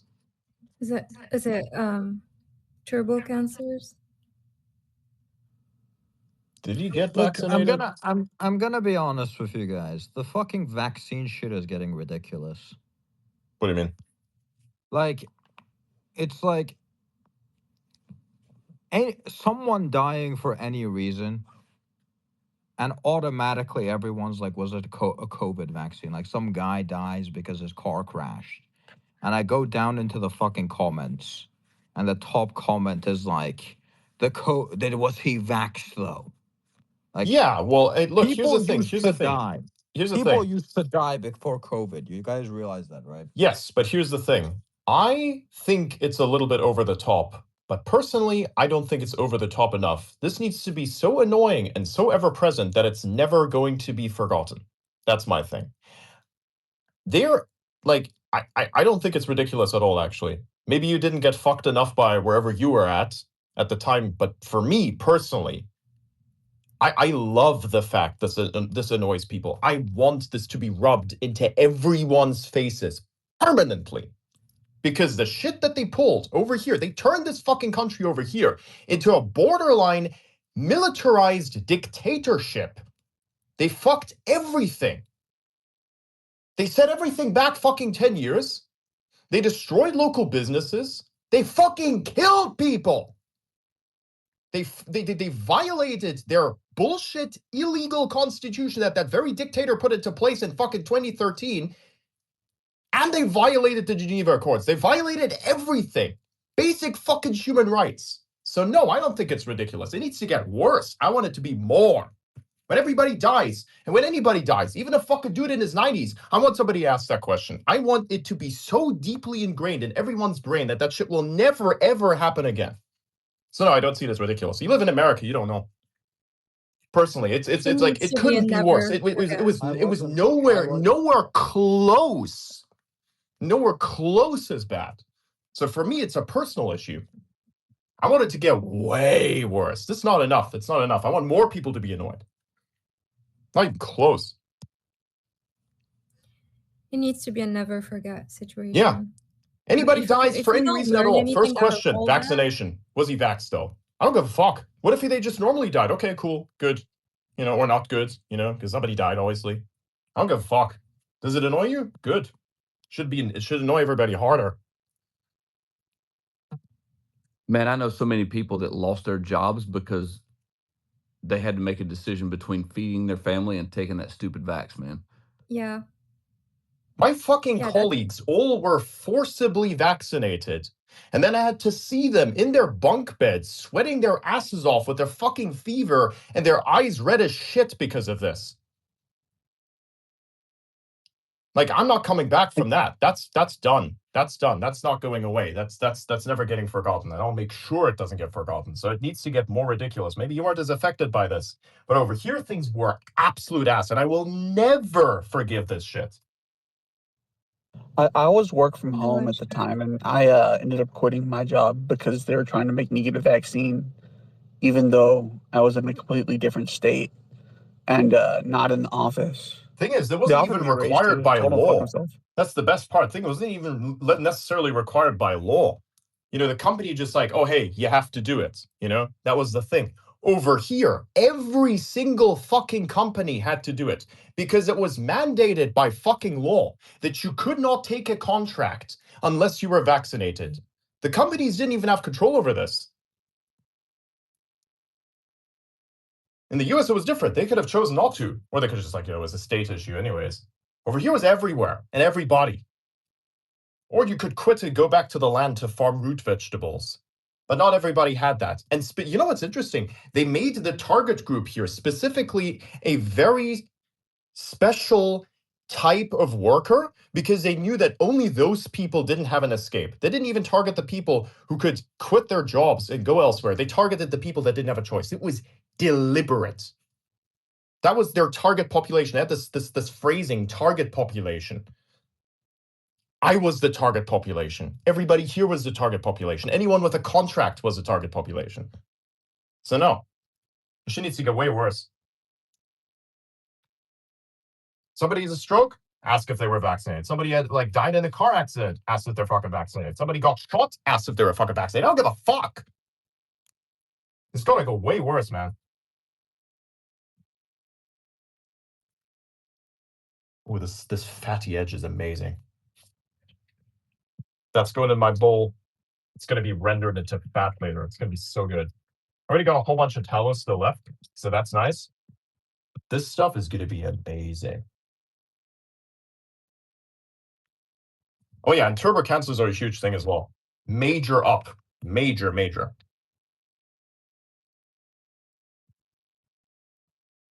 It's freaky. Yeah, I couldn't agree more, man. I couldn't agree more. You know what happened here in Europe, right? They treated us like animals and experimented on us like animals. I will never, ever forget or forgive what they did. Yeah. No one should. They fucking took people, forced them into isolation in a fucking hospital, intubated their asses, and cooked their lungs. They were fucking killing people intentionally. Italy, at one point, was pretty bad. Yeah. Fucking even the Chinese gave up on that shit because he knew it was wrong and told Elon about it, which is why he then posted about it. And all these weird Redditors then came out saying, oh, you don't know what you're talking about. It's like, yeah, sure, the guy who makes life support systems for his fucking space capsules that should never fail, that guy doesn't know how life support systems work. Sure, yeah. Good thing, Redditor. Good thing. Keep it up, dude. I'm certified in Reddit yapology. I do everything that like the bullshit websites ran by news agencies that themselves have questionable funding. It's that like, meme. ugh. It's that meme, right? It's like, but unironically, it's like, honey, I've discovered something that the entire establishment has missed. Yeah. So again, I get that you're having a little bit of troubles because it keeps getting brought up so much, but no, I just hate it because like these people are retarded. No, they're not. Yes, they are. No, they're not. It's a meme. These people, no, they genuinely fucking believe this shit. And? What's the problem? It's kind of like that midwit meme, you know, the midwit meme? Yeah, exactly. It's the retard saying it happens, and it's the intelligent person that's saying it happens. Again, that's not incorrect, and that's not problematic. It pisses me off whenever the stupid person says it, because they unironically believe it's true every time. Who gives a fuck? Extra propaganda is good. I do. Well, clearly you weren't as affected by this, so good. No, I was, but like... I don't ever hear you talk about this the way that we do, so I will disagree vehemently. Yeah, because like I don't think we should like fucking change the entirety of the future. What? What do you mean? I need you to rethink this entire assessment and like kind of come back to that and realize that what you're saying makes legitimately zero sense. Look, you don't miss much, but this is a big miss right now. It's not a big miss because you guys didn't do shit. Oh, sorry, it's a giant miss. No one did shit. Now you guys are gonna say, "Hey, let's just pay this shit for like the next 100 years and not do anything about it." Because no one did anything. You guys just fucking go. Whoa! What do you think people were gonna try and do? What do you think people were gonna try and do? Explain to me. What exactly were people gonna do? They could just mass comply. They could just mass comply. Oh, yeah. That worked out so well when you have like a whole government that turns into a dictatorship. You guys didn't all mass comply. I have an issue. 99% of the people. 99% of the people just fucking complied. They went home. They were like, "Oh, I have a job. Let me take the vaccine," right? And then they're like, "Oh, I regret it now." You do realize a lot more people had zero choice, right? Okay. Yeah, if you had every single person, Oh yeah, sure. So here's the thing. You are contradicting yourself right now. The propaganda was successful in like getting people to believe this shit, and now when we have counter propaganda that makes people disbelieve and makes people go, "This is bad," then you say you have a problem with it. It does matter. It doesn't matter after the event. Yes, it does. It should have happened during the event. It doesn't fucking matter.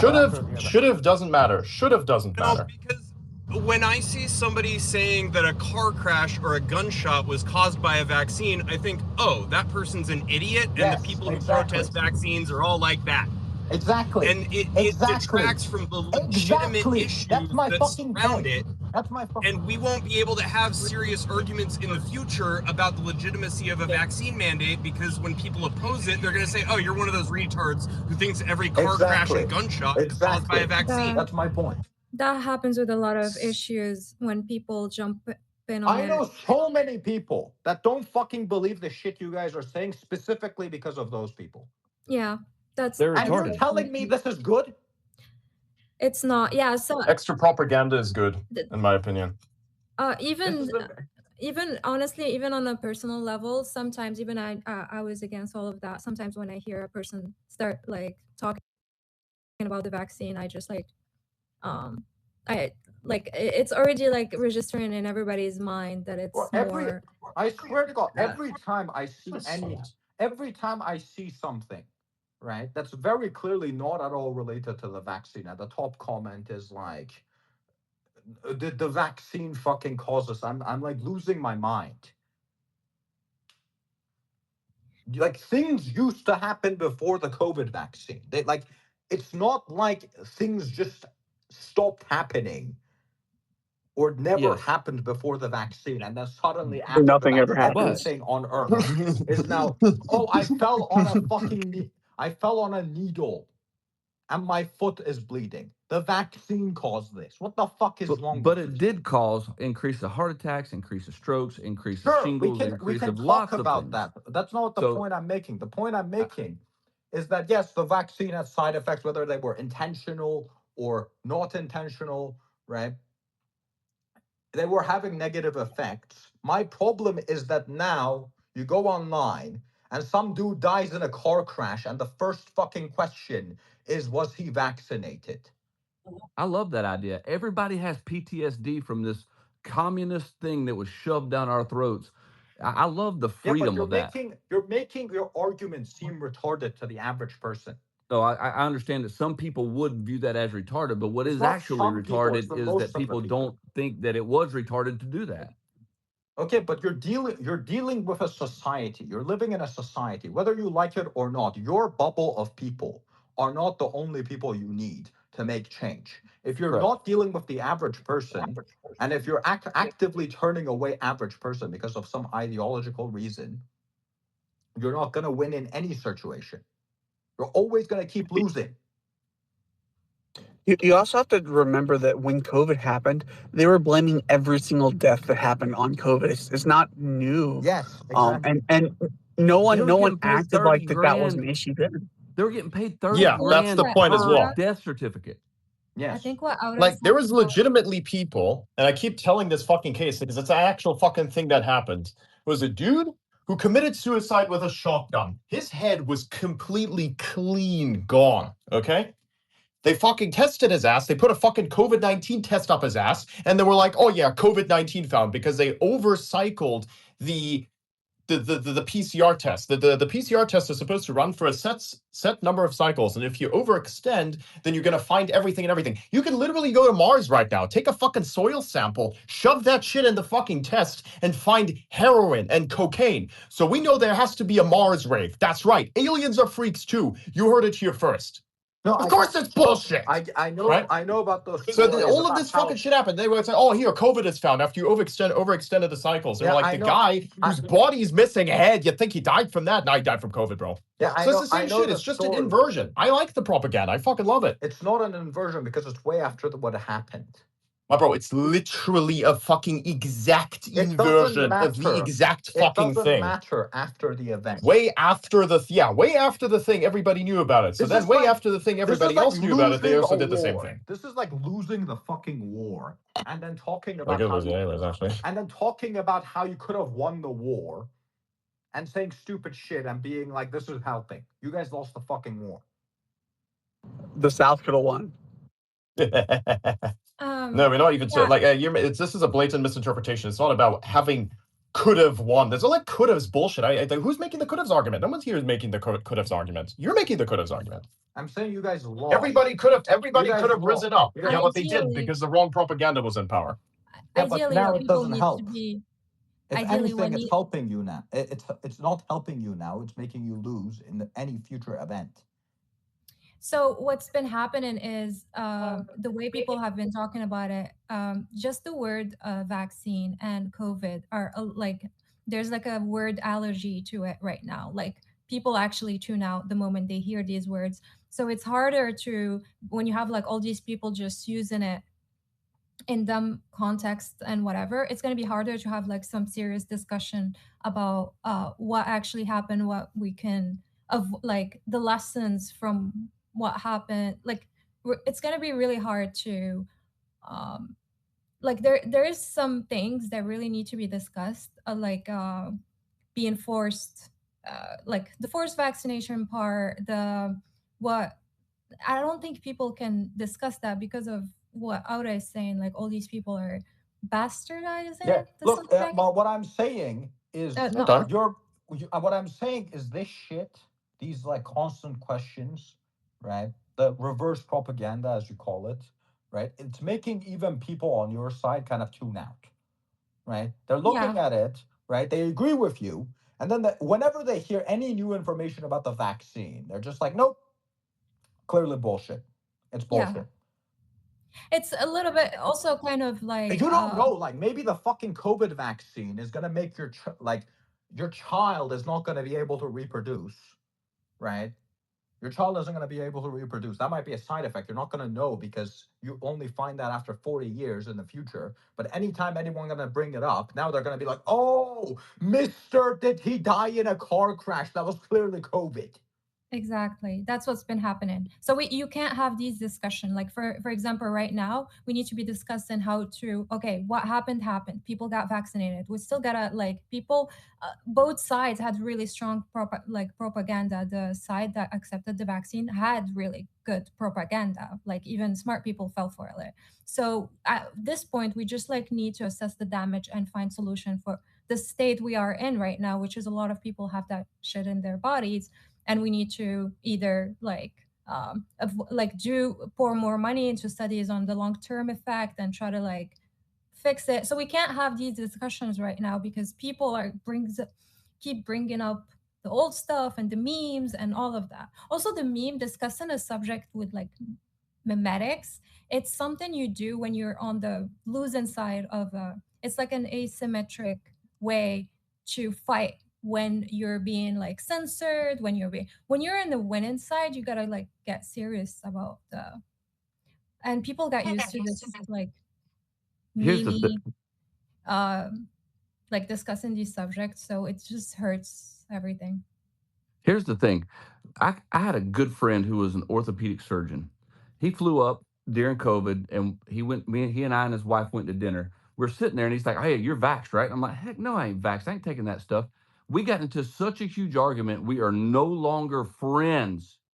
And we had been friends for years and years because of this. That's how much it divided everybody. And so for Yeah. every action, there is an equal and opposite reaction. And what you're seeing is the pendulum swung so far one direction that now I think we're seeing it swing equally in the opposite direction. Yeah, but See, that I agree with. I would say it probably should swing a bunch more, but well. it's gonna keep I can take the swinging. L on That's that. the thing. Yeah, It's but you gonna keep guys, swinging to what extremes I'm unless saying you. is the pendulum swinging is how we get the hyper retards and why we're in a constant Yes, I state of agree. retardation. I understand. Fair enough. I Yep. agree. What it does, When Like it's what it shit does when is isn't it's gonna just swinging. shit isn't gonna get better if you're like some retarded shit happens, so let's go and do some retarded shit. only That's if you just want to go things back to the going. old one. That's just things getting worse and worse and worse every time. Yes, and Yeah. that's good. That's good. It's about people trusting nothing anymore. Because what they have done in these couple of years, what it takes now is to burn this system down to the ground until nobody trusts anything anymore, and we can rebuild. And this Nothing's is gonna what's going to get happen burned now. into the ground. Everyone's just gonna be Everything is going to be burned to Everyone's the just gonna ground. be complicit. They're You, pretending. you, They're you gotta pretending. fight tard with tard. People are pretending. Reality, truth, all of this will vanish into But when you nothingness. tard for too long, you actually become a Look, you can become a tard. people are accident. pretending like what they're saying and what they're doing and the shit they say on the internet is actually affecting anything, right? The people that actually affected something were the fucking people in Nepal, right? You guys are And that was seemed allowed, Yeah. so that's a Yeah, but that's different case entirely. actually some people actually making a fucking attempt. Yeah, right? like I don't know. This is what I'm saying, man. Like they had the Europe, potential. going to Europe, right, or US and voting for Party A, Party B, Party C that have always been there and they're always going to remain there and thinking something is going to fucking change and then thinking that your life is going to get better now because your fucking party won. That's just delusional. You're not burning anything to the ground. Yes, you don't trust the media anymore, but you're trusting somebody. You're trusting people on the internet. And Some you people don't would know. trust nothing. I don't think there's many people that don't trust nothing. I think those are in the minority, and those are not big enough to make any impact. Yeah, I only trust people with green frogs and weird profile pictures made out of weird ass things I can't properly identify and weird disambiguated fucking images and shit, bro. By the way, I'm making a total troll out of myself. Sorry, my bad. The This will be funny. The point I'm making. I like to listen to internet anons, bro. We're listening to internet anons. The point I'm making. The point I'm making about it is, if you want to actually change anything, you have to be intelligent about it. Acting like a tard isn't going to get you anywhere. Oh yeah, 100%. Correct, but the tards who are saying the things are never going anywhere anyway. Yeah, but you got to filter. So basically, so here's the thing. You got to we filter have them the out of your issue. circle. You got to filter No, them out here's of your the circle. issue. We have a bunch of tards. We need to weaponize retardation. We've weaponized autism. Now we got to go after the retardation. We're going to weaponize that next. Look, if even That's the solution. If even 4chan can't figure out how to weaponize the tards correctly, I don't think anyone else is going to manage to do it. You know, they managed to weaponize the autists properly, but they haven't managed to. Yeah, but they never that's because the definitely tard stuff. No, the tard stuff is actually weaponized. That's why they turned them all into a bunch of Nazis. It's not weaponized properly. I disagree. They're very successful in what they did, and basically using them as like the fucking cheer-alongs, which was very obvious when we engaged with 4chan on that live space once.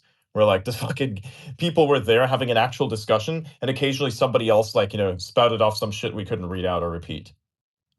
Those are the tards. Yeah, I know. So the but autists basically said, every time, get on your knees, and they did it. Yeah, but every time the tard says something, they just tell them to kill themselves. Yeah, exactly. That's proper weaponization. See, they did it. Like, program these people to be the throwaways, man. That's the weaponization of it. Now, what your argument is like, what if you educated that? But do you realize that perhaps you can't educate the reason why they that's what I'm saying. The only way to weaponize it is to point them in a direction and let them fire. I'm saying you need to kind of keep them out of your circle. Maybe. Fuck. Sorry. In a way, yeah. All right. Even if they're weaponized, if you go to someone's comment section, if you say something about, I don't know, the COVID vaccine, right? And even if it's true, right? If you go to the comment section and it's just a bunch of retards talking about shit that's not true, and you have a brain and you realize this shit's not true, it's going to make the person that's making the argument way less credible, because all the people in the comment are dipshits. Okay, it's time for me to bring my vibe to a function, so I got to go.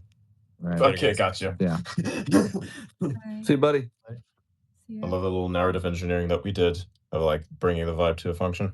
And like had to analyze everybody's vibe. I think I did tremendously well. Yeah.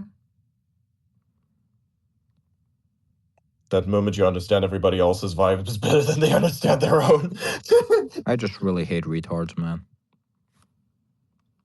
Damn. And that we agree on. Look, at least there's some progress. Like 5 years ago, if you said that shit, they would have suspended you right now. It's not really progress. It's not really progress. It's exactly what happened with COVID, right? With COVID, they shut down the entire world, right? They took away all your rights. Then they gave you back some of your rights. And now they're like, oh, look, you guys won, right? We gave you back your rights. This is exactly the same thing. They're like, 5 years ago, you would have been suspended. Oh, we took your rights away, but we just gave them back. Some of them, not all of them, but some of them. The internet's way worse than it was in the 90s or the early 2000s, but it's better than it was 5 years ago. Well, we're going to return to that shit as well, because that's why I'm saying that the internet's going to decrease 20% over the next 5 years. I'm going to say, like, on these platforms, you're going to notice a heavy impact. A lot of people are going to complain about it. They don't know how to solve it. It's going to be that 20% of the internet will disappear. I'm fairly certain of that. There will be many reasons for that. First of all, because people want to unplug. Second of all, I highly doubt that, honestly. I mean, and second of all, the people who have intelligence are going to kind of use their own infrastructure kind of to connect to the internet and leave behind the unshittified platforms. So what you're familiar with as the internet will kind of I mean, there's disappear a little bit. There's 500 million Indians right now that don't have internet access, and they're probably going to have internet access in the next 10 years. 70% of India. You do realize that every single algorithm will detect whatever attempt of uniformity that is and fucking throw it out of the system, so the statistics will actually remain just as I predicted. And even increase the downfall of certain platforms. You know that, right? I mean, you're saying the internet's going to decrease 20%. Yes. Right.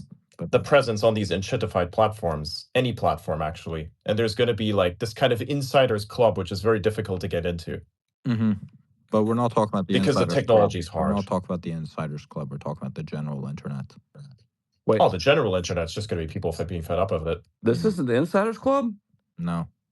Well, it's about to be. We're still on a website. Like we're still on one of the more easily accessible websites. I've taken strides to make it harder to access me, and I use money as the way to do it because technology is clearly not good enough for that yet.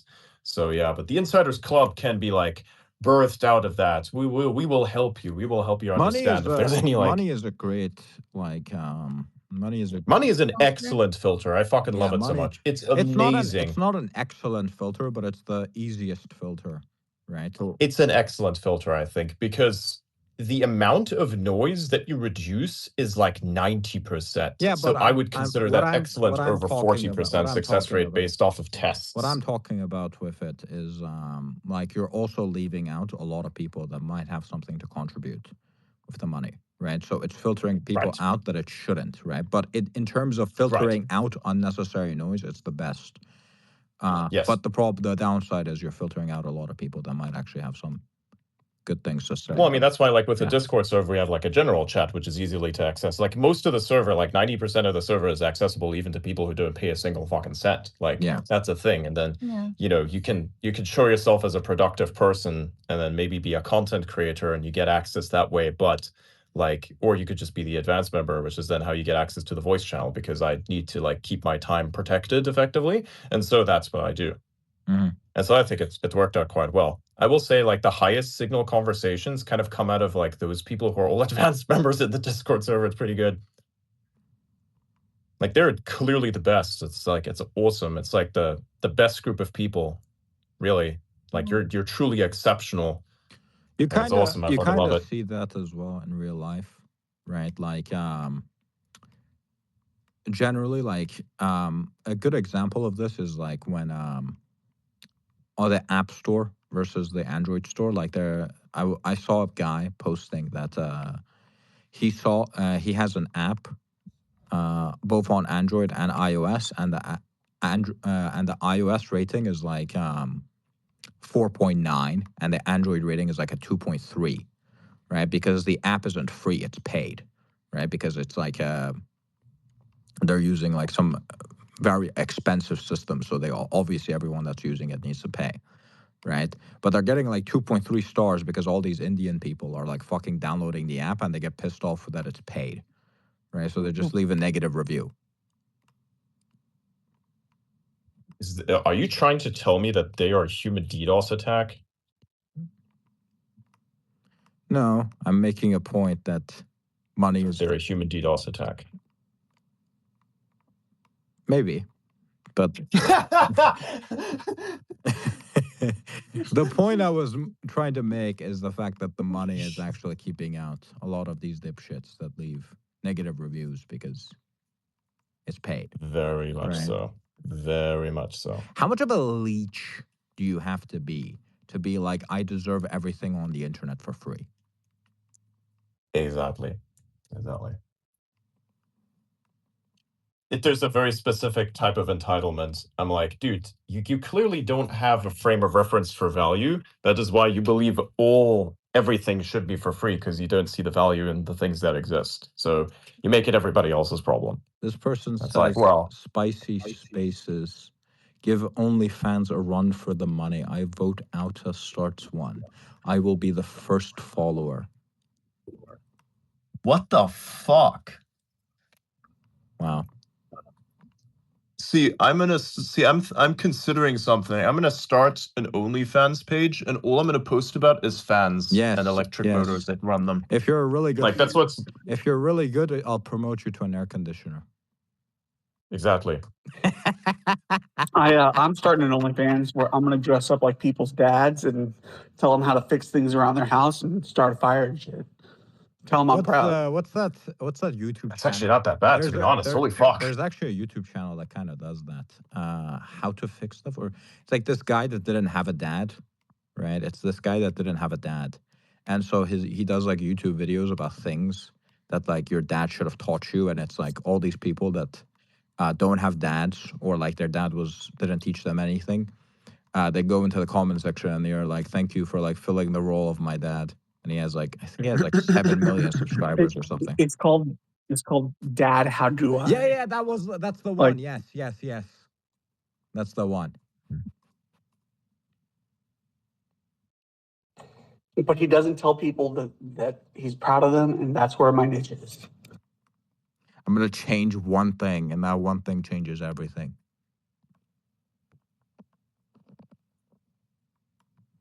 Nice.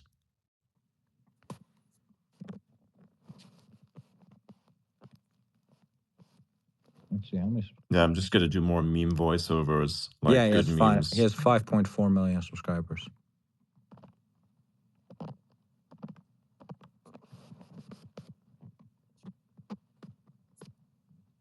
How to tie a tie. How to shave your face correctly. Oh no, he does do videos where he's like, "I'm proud of you." Damn. You're fucked.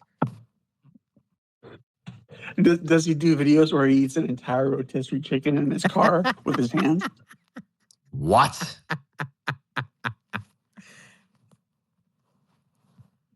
Seriously?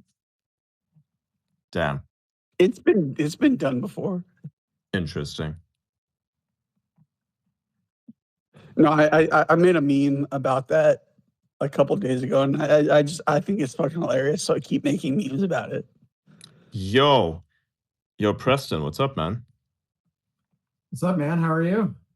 Pretty good, pretty good. Want to elaborate on any of the interesting things that have been happening? Yeah, so sticking it to the system. I mean, I'm not sticking it to the system. I'm just telling the English to go fuck themselves. Like there's no system, right? So on a scale of 1 to 10, how American are you? Yeah. I mean, I'm actually not that American. It makes me so mad. So anyway, for those of you who don't know me, I'm Preston. I'm just a boring old lawyer who accidentally, found himself in the wrong part of town one day, and then discovered that a bunch of thug countries were trying to beat up 4chan, and so I got in the middle of it, and got in one little fight, and my mom got scared, and she said, "You're going to bring a federal lawsuit against Ofcom in DC." No, so I represent 4chan in a lawsuit against the UK's internet regulator, which is called Ofcom. There's been a lot of back and forth over the last 6 months about it, sort of. They've threatened to fine 4chan. They've done this, they've done that. The timeline is they said to 4chan in June, "We're going to arrest you, we're going to fine you, we're going to do this." 4chan ignored them for 2 months. Then they said, "Okay, we've got a provisional fine notice." And they published that and said, "We're going to fine you £20,000. Preston. And what they were trying to do was, yeah, go ahead. Can I ask you a question? Why didn't you send a letter similar to the one that the Pirate Bay sent? You know the letter I'm talking about? I did. Yeah, that one. I did. So I did. Adrian, I mean, I can see who wants to. So I can actually send you I'll send you the X article. Okay. The Pirate Bay one was like, "It is the opinion of us and our lawyers that you should go fuck yourself." Well, so Yeah. I'll get the. That shit was so based. Hold on, let me get the article for you here. So here we go. So here's the X article, and where am I here? So Auda, I'll send this to you. Okay. And here we go. And there's a link there to my personal website at this link. But we'll get to that in a second. So basically, in June, Ofcom said, "We're going to arrest you and jail you." The objective of this exercise was to scare the crap out of every American company in the world, being like, "We're Ofcom, we're serious, we're going to fucking we're going to fine you and jail you, whatever." 4chan fucking ignores them. They hire me, right? I'm pro bono, right? So they reach out to me. I take on the case. And we sit around and we say, you know what? Let's let them keep talking, right? Let's let them just keep running their fucking mouths and see what they do. And so they came out with this provisional fine notice. And I've been in Spaces talking about this for the last couple of weeks. So now we have a material update. So they send the provisional fine notice. We say we're going to sue you, right? And a bunch of English lawyers. There was some shithead at Catton who was like, "Oh no, you need to treat this seriously." He wrote an article like throwing shade at my law firm after I said we're going to sue Ofcom, and it was titled "A Burn and Storm is Brewing. Do not ignore the Online Safety Act's international reach." I was like, "You asshole! Like, okay, watch this." So we filed the lawsuit. Right? We filed the lawsuit, and then the same partner at the same law firm goes, "Oh well, he filed a lawsuit. This means he's serious. He's actually serious. He means to fight Ofcom." That was never really the game, right? Obviously, we bring lawsuits, but like the lawsuit is only part of the equation, right? A lawsuit, because one lawsuit does not settle things that need to be settled and that get repeated all the time. And one lawsuit against one regulator in one country does not settle the 193 countries that are not the United States, which we need to wreck. But the lawsuit was designed to needle the ever-living shit out of the English. We referenced, Elon actually responded to it with a fire emoji, which like was absolutely because Toby Lutka posted the front page. Actually, I might read the front page of the lawsuit. Shall I do that, Adrian? Is that a good idea? So yeah, go for it, man. Go for it. By the way, your microphone seems a little distant. Is it? How about yeah? Might be Bluetooth or something. How about now? What are you using to talk to us right now? Are you using a phone or using a computer? How about now? Oh, much better. Infinitely better. Okay. Yeah, sorry. I figured out what it was. I was wondering what was wrong with my mic. It said I was plugged into my external monitor. That's what I was figured. I was like, dude, this is coming from some computer. This is like computer microphone.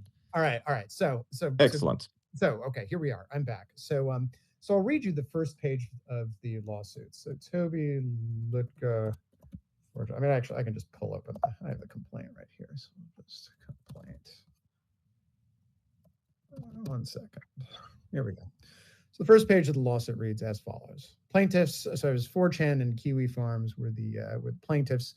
Kiwi Farms, of course, goes by the name Lolcow LLC, and so it's possibly the best named client I will ever represent. Plaintiffs 4chan Community Support and Lolcow LLC, through their undersigned counsel, legends say. Paragraph 1. The internet is a global system of communication between computer servers located in data centers around the world. Despite the internet's global reach, it is more or less universally acknowledged that the internet is predominantly an American innovation built by American citizens, residents, and companies, and that the United States has the largest and most thriving technology sector of any G7 member state. So you can understand, right? We're coming out right out the gate and just being like, Europe, you suck. So foreign governments, paragraph 2, particularly those in Europe, which have not managed to build technology sectors of their own, have, for the past half decade or more, sought to control the American internet and hobble American competitiveness through a range of legislative and non-legislative initiatives. Paragraph 3, and this is the last paragraph I'll read. So these foreign governments have threatened American and other non-European entrepreneurs with a wide range of coercive threats, including fines, arrests, and imprisonment for engaging in conduct which is perfectly lawful in the territories where their websites are based, including in the United States. See, for example, the arrest of Russian internet entrepreneur Pavel Durov, founder of Telegram Messenger, by French authorities in 2024, or the opening of a criminal file by U.S. social media company, or against U.S. social media company X Corp, By the way, a Texas corporation. By the way, can I so- mention Rumble took the French government to court and they won. Yeah, but like here's the thing, right? So Rumble's awesome, and they took the French government to court and they won. They took Alexandre de Moraes to court in Florida together with the Trump Media and Technology Group, and they won, right? So this 4chan thing, we needled the shit out of them with this lawsuit. Like that was 3 paragraphs. That goes on being like England sucks, censorship sucks, America's amazing. That goes on for 25 pages, right? So we just went to town with it. And one of the reasons, of course, is to assert your client's legitimate claims and defenses, as we did. Everything in it was factual and accurate. It was just, phrased in a particularly colorful way. I believe we referred to the Declaration of Independence more than once, and all that jazz. But it was designed to very specifically needle the people who run Ofcom and the people in Whitehall in the Parliamentary Labor Party. and basically to provoke them into doing something very, very dumb, which they did, because they sent on Monday, they did a huge press blitz, because they said we're enforcing, because they had to basically save face, right? They had to be, after 4chan turned around and said, no, we will not obey you, we will not pay your fines, America's great, and that's where we are, so we're not going to follow your rules. Ofcom was the only thing they could do, right? The only option they had was to come down as hard as they could. And they did it in writing. And what they did specifically was they alleged, right? So in addition to all the crazy threats that they've been making, which they're entitled to make under English law, they said the First Amendment does not protect you from us. American law doesn't protect you from us. UK law applies to American conduct on American servers on American soil.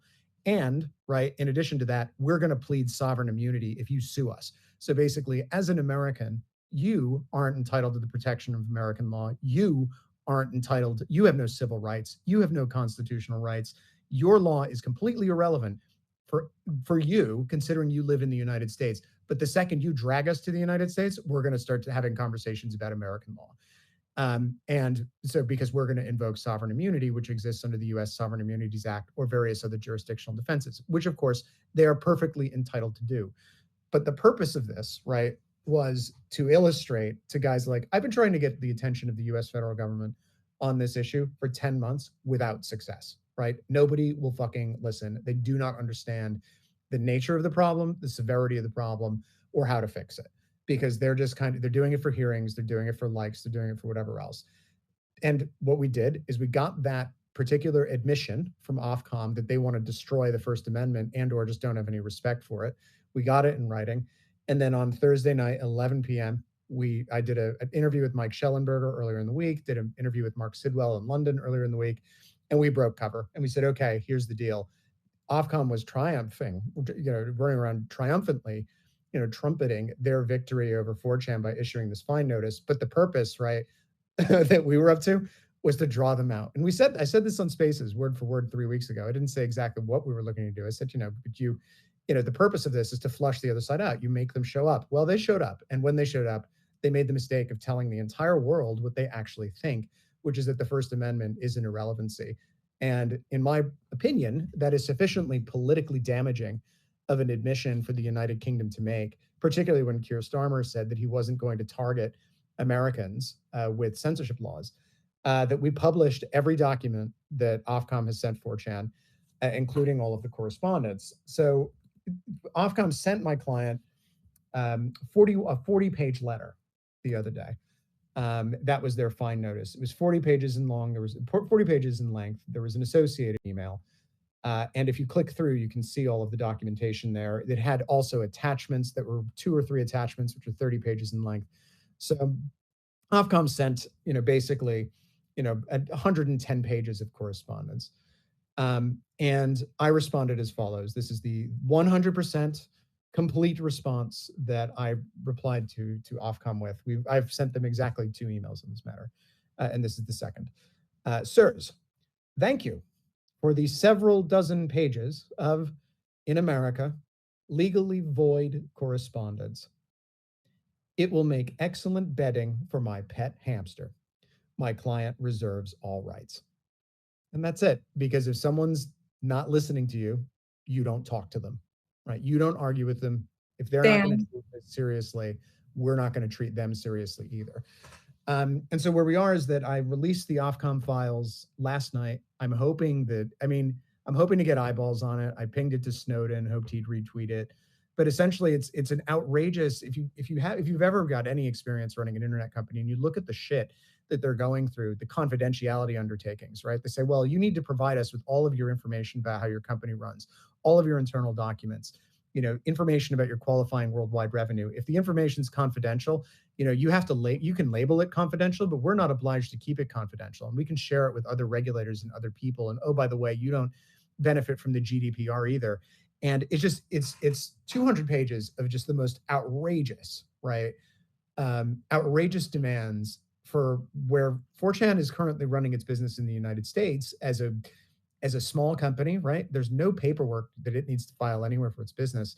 So what I'm hoping is that by seeing these documents and what's in them, general counsels or generals counsel or general counsels, No, it's general counsels across the tech industry. Well, because it's attorneys general, right? It's not attorney generals. So if you're using the plural, so because they're not generals, they're attorneys. But anyway, I'm hoping that basically GCs and Silicon Valley legal departments, and if my site analytics are anything to go by, this has already happened. I'm hoping they're ingesting these documents, reviewing these documents, because they haven't seen what an enforcement process from Ofcom looks like. They probably just prepared a report of some kind, and then they're waiting until the Eye of Sauron passes on them. I'm hoping that they see that this stuff is unbelievable and it's going to make running an internet company as complicated as running a bank. I hope our politicians can see that this stuff is going to make running an internet company as complicated as running a bank. Guys like Jim Jordan, guys like Eric Schmidt, guys like JD Vance, guys like the president of the United States, they've had a lot of conversations with the British government about this stuff. And I'm hoping they see the British government lied to us, right, about what they're doing and what their intentions are and what respect they have for the First Amendment. I've been against the British government on this ship for 5 years. I know they don't. So basically, Keir Starmer and the Labour Party blew a lot of smoke up the president's ass about free speech in the United Kingdom, which doesn't exist, and their propensity and desire to censor Americans and their opinions about the First Amendment and whether their law applies here. So, again, doing this completely alone, nights and weekends, waiting and hoping, right, that we get someone somewhere, right, to take this seriously.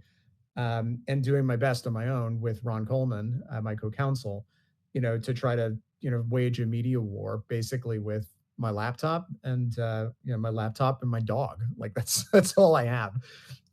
So that's what we're doing. That's what we've been up to. I think things are going to move into a new phase now that and Ofcom's just going to ignore it. They're going to keep pressing ahead. We'll see whether they answer the lawsuit. They haven't done so yet. They've reserved their rights. But for me, this was never really the objective here is to get Congress off its ass. Oh yes, and I published a draft law because I've been doing this for so long. I know how to fix it, and Congress needs to catch up. But essentially, I published a draft law called the Granite Act, which would impose $10 million per occurrence penalties for anyone who tries to censor any foreign government or person who works for a foreign government or instrumentality who tries to censor an American citizen. You may ask, why should an American law that protects our speech be any more effective on them than a foreign law which tries to censor us in America?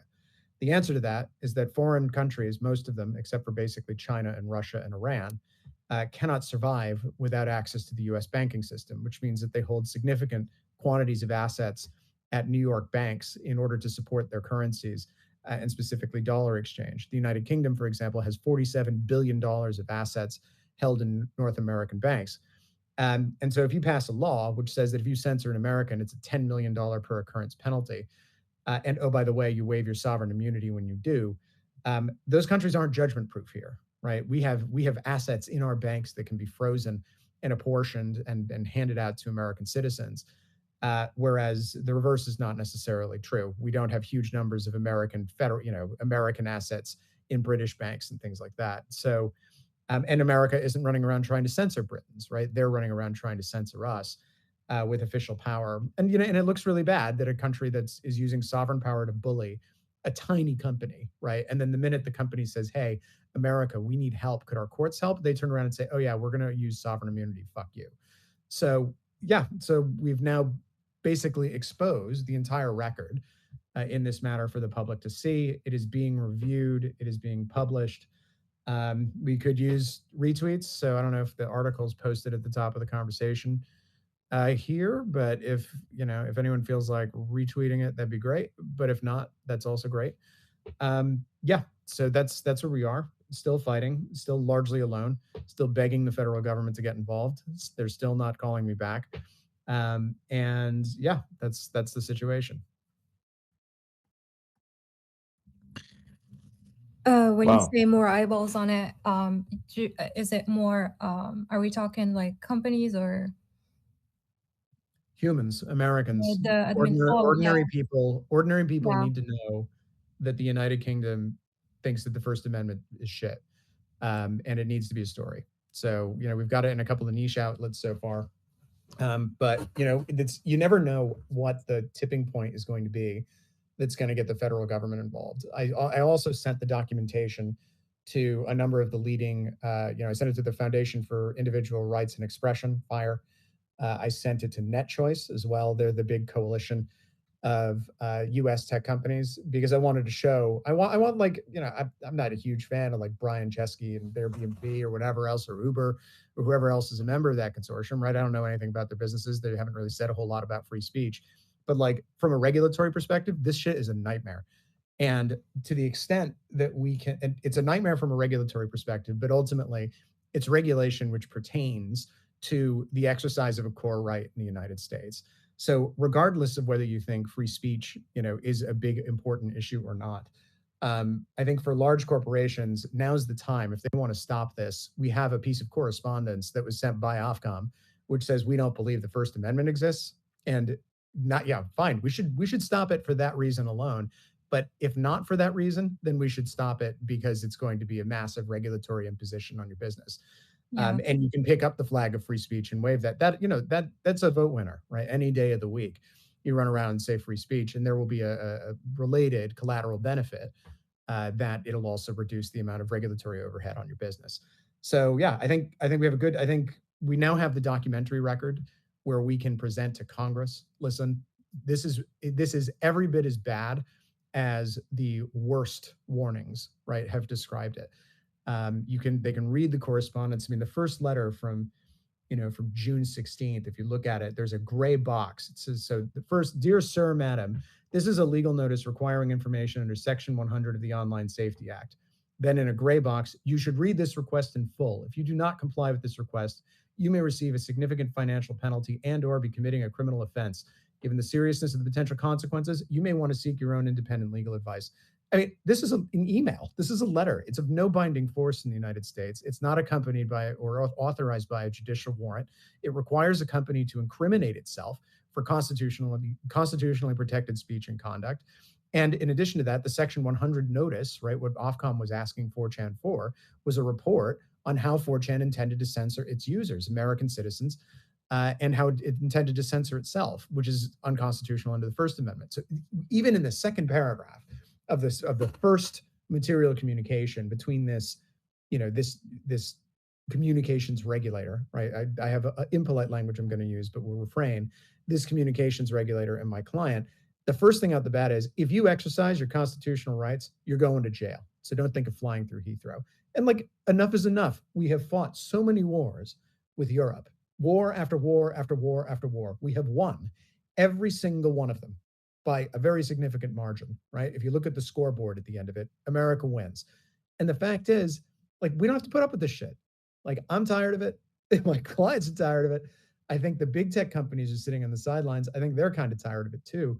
But like, I've been, it's the puzzle here, right, has been trying to figure out, what exactly can we say? What exactly can we show in order to demonstrate to the American, government apparatus just how bad this is. And these letters have all been sent to the government at various times, but they've been sent in at staffer level, low down, for this representative or that representative, or this, low level staffer in the White House. Well, now we blasted them out to the entire planet. Everyone's going to be talking about it. Judging from my site analytics, a lot of people, particularly in the professional classes, lawyers, academics, NGO types, think tankers, that sort of thing. Now everybody's got the same hymn sheet, right? And so the question is, now that everyone has the same hymn sheet, are we all going to start, singing the same song, or are we going to have disagreements about how it works? And the hope is that by publishing these documents, we can really begin to organize serious political resistance to European worldwide censorship. And hopefully that Congress can start to coalesce around a solution. At the moment, the solution is like, oh yeah, well, the State Department will issue sanctions. Well, the State Department isn't issuing sanctions, because every time the State Department issues a sanction, that has major political consequences, for the country in question. So it's very difficult for them to do that to the UK, right, which is not a natural enemy of the United States. But if Congress does something, as we proposed, then it's like, listen, UK, it's your call. Do you want to loot? Do you want to get your assets seized? Well, okay, if you want to do that, keep sending those notices to censor Americans. The White House the State Department can say, listen, no, sorry, it's the law. Law's the law, just kind of like law's law on your side. Law's law on our side now. And yeah, so that it's, yeah, I, as you can tell, I feel very passionate about this issue. So I'm gonna so because you want more eyeballs on this, I'm gonna write up a nice little post. What do you think of this? The United Kingdom's blatant disregard for American sovereignty is deeply concerning. In this article, you can see how the UK is attempting to disregard the rights of citizens in countries that the UK doesn't have jurisdiction over, which is of international concern. What do you think of that? Does that sound good? Is that accurate? Does it fit into one tweet? Yes. Fire. Sounds great. Yeah. All right, here we go. Everybody make sure to go like this. You want eyeballs? Here's how we're gonna do it. I'm gonna put it up Have you at the top. spoken to anyone at, Boom, boom, boom, at boom, boom. Americans for Prosperity yet? No, I haven't. I've spoken to people. I've spoken to Fire and NetChoice. I've had correspondence. But yeah, make sure to go like that post, because that's gonna be like, goes further. So if you want eyeballs, there you go. This is gonna do it.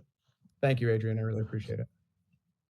So the Americans for Prosperity is like one of the biggest pro First Amendment spenders in the United States. So they'd be a good person to get connected with. I need to check some stuff, but I'll see if I can put you in touch with someone. Awesome. Yeah, no, do we follow each other? We do. Yeah. So no, just if you know anybody, just put them in touch with me, and and we'll, I'll give them. I don't care if it's 2 a.m. on a Sunday. I'll get on the phone. Fortunately, I suspect they're on Eastern time, given what they do. So, but yeah, I mean that's the story, is that right now the fight seems to be, and I've had conversations with some household names that I think everyone in this room would know, but I'm not going to name them in order to preserve their confidentiality. And essentially, the report is, right, the word is, the big boys are sitting this one out and seeing how it goes, right? My position is, if the big boys got involved and we managed to get momentum in Congress for a law, which, I proposed a law, it's called the Granite Act. It would, this is the thing with waiving sovereign immunity, create a civil cause of action. If we could do that, if we could get someone, right, in Congress to move something like that, more professionally drafted than the version that I provided, forward, and if Congress enacted that, I think that this problem would be over in a day. Literally, I think it would be over instantaneously. And for every company of every size, right, you just create a civil cause of action. The way that we calculated the damages in the version I just published was that the civil claim, the damages are either triple actual damages, A, or B, the greater of $10 million per occurrence, or the size of the threatened fine as of the date of the fine.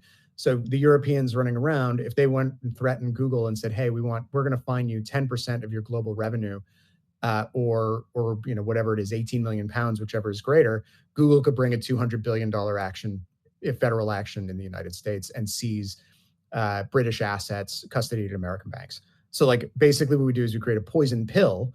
So if any of these countries attempt to censor an American company, then their US assets are forfeit under our rules. And this is, this is what it will take, right? Because at the moment we've seen from the way that this particular Ofcom letter that we've published is framed, they will deny us the protections of American law when it suits them, and they will avail themselves of the protections of American law also when it suits them. And that's not a fair position. And as long as that is permitted to continue, then the harassment of American companies will continue. But ultimately, the only defense they have to us is a defense that we have given them, the U.S. Foreign Sovereign Immunities Act, which says that except for certain specified exceptions, which we've argued in our complaint, foreign sovereigns are generally speaking immune from suit in the United States. Well, foreign sovereigns are doing bad things in the United States. And so we need to do bad things to foreign sovereigns, or be able to do bad things to foreign sovereigns if we're going to fight back. And I honestly have to thank the other side, because we would not have had, I would not have been able to say this in public if they hadn't brought it up, right? Because I was sitting there keeping my mouth shut, waiting for them to respond with their complaint, which is still due in a month. And, it's due to be filed in the month, November 25th. So, I had to sit and keep my mouth shut. But now they decided to break cover first. Great. Boom. Campaign begins. We know what it's all about. We know what the game is. We know how to fix it. And, it was quite transparently, I can say it now, it was a trap that we laid for them, and they walked right into it. And so that's a lesson for those of us thinking about tactics, right? Sometimes, you can find, sometimes a lawsuit is not just a lawsuit. Sometimes, a communication is not just a communication, and you can lure people.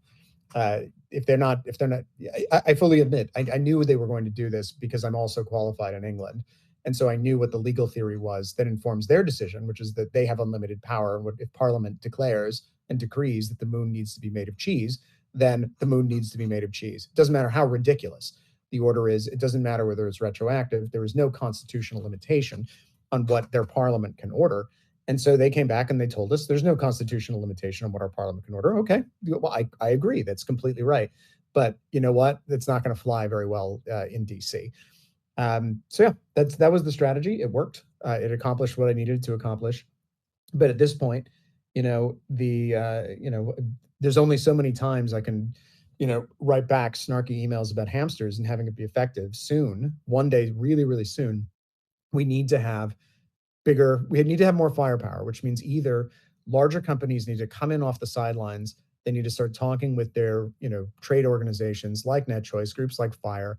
They need to start either proposing legislation or lobbying for legislation to fix this, and they need to do so in the open. They need to talk to the people who are responsible here, like Jim Jordan or guys like Eric Schmidt, who is a pro-free speech senator in the Senate.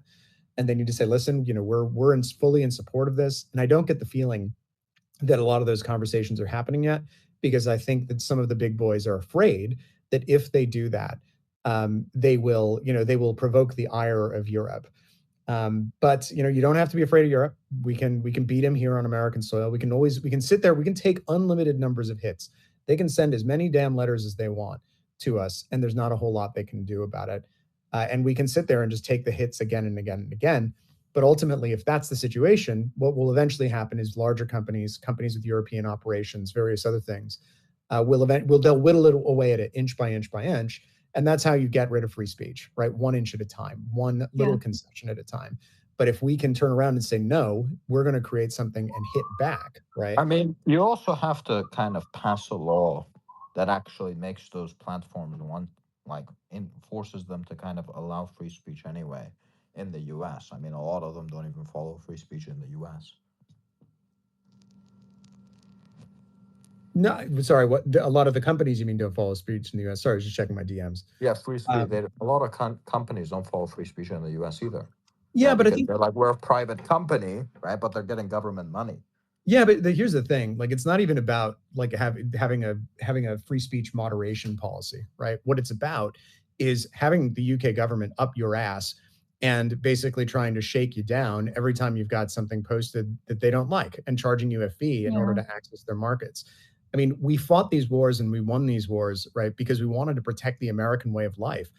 And the American way of life is under threat. And the American way of life means you don't have to answer to foreigners who don't like what you have to say or what your users have to say, right? And that was the general operating principle of the internet, until basically 2020, right? 2020, 2021, until when the Europeans and the Brits got the big idea that they were going to start regulating us. Sorry, the global order revolves around us. And I love Europe. I'm a dual national I have an Italian passport and a US passport. I spent half my life in Europe. So I'm not some jingoistic, American, right, who just runs around and has a very narrow perspective on, America's role in the world. But the reality is the global order, the global liberal order of the West revolves around the United States.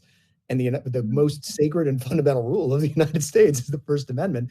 And the Europeans have decided, for whatever reason, that they want to mess around with it. And we could end this in a day, right? With literally 500 words of legislation, by deputizing every trial lawyer in the United States to enforce American free speech rights when an inbound foreign censorship request crosses our shoreline, right? Yeah. We could end this in a week.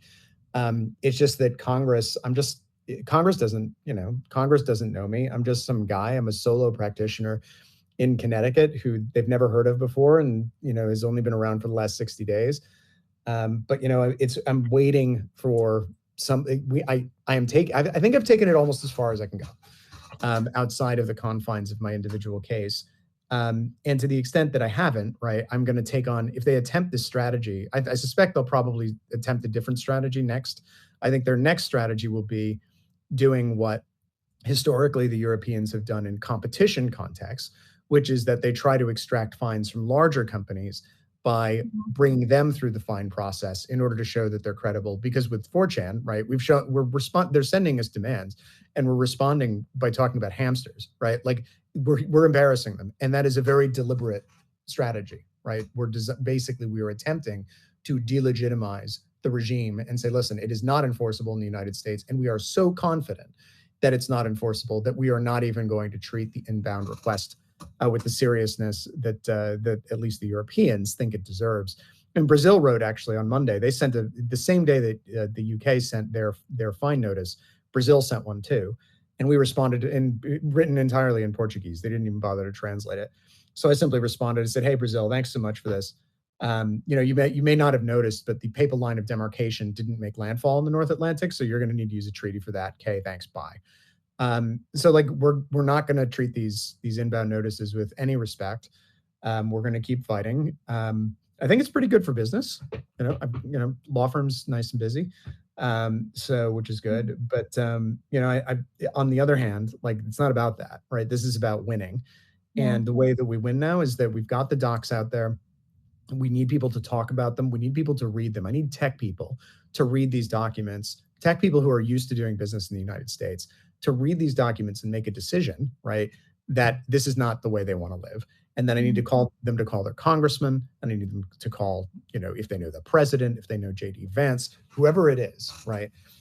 We need to get this message out that, we have been through now the entire cycle with one company. 4chan has been through the entire Online Safety Act, demand and refusal cycle.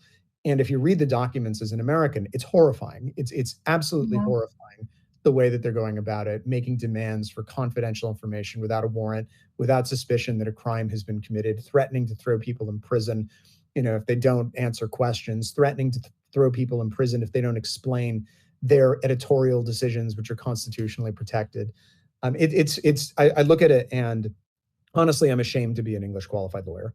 I'm ashamed that I'm ashamed that I ever lived there. I'm ashamed that I ever tolerated or even trained in a legal system that wound up in this place, which is just it's so horrible. It's horrifying. So, but I'm glad that I have that training because I can use that training to defend Americans, and that's exactly what I'm going to do. So, go ahead. Sorry.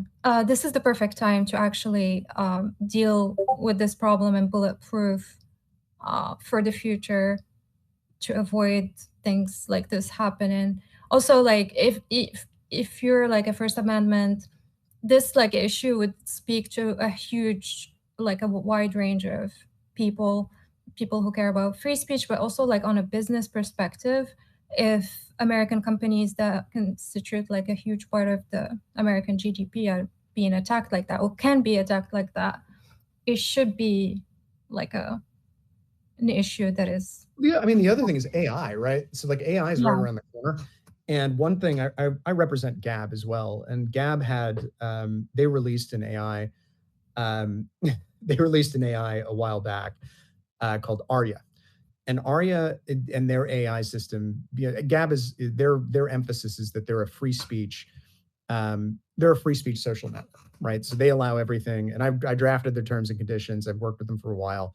Andrew Torba, the CEO, is a friend of mine. And the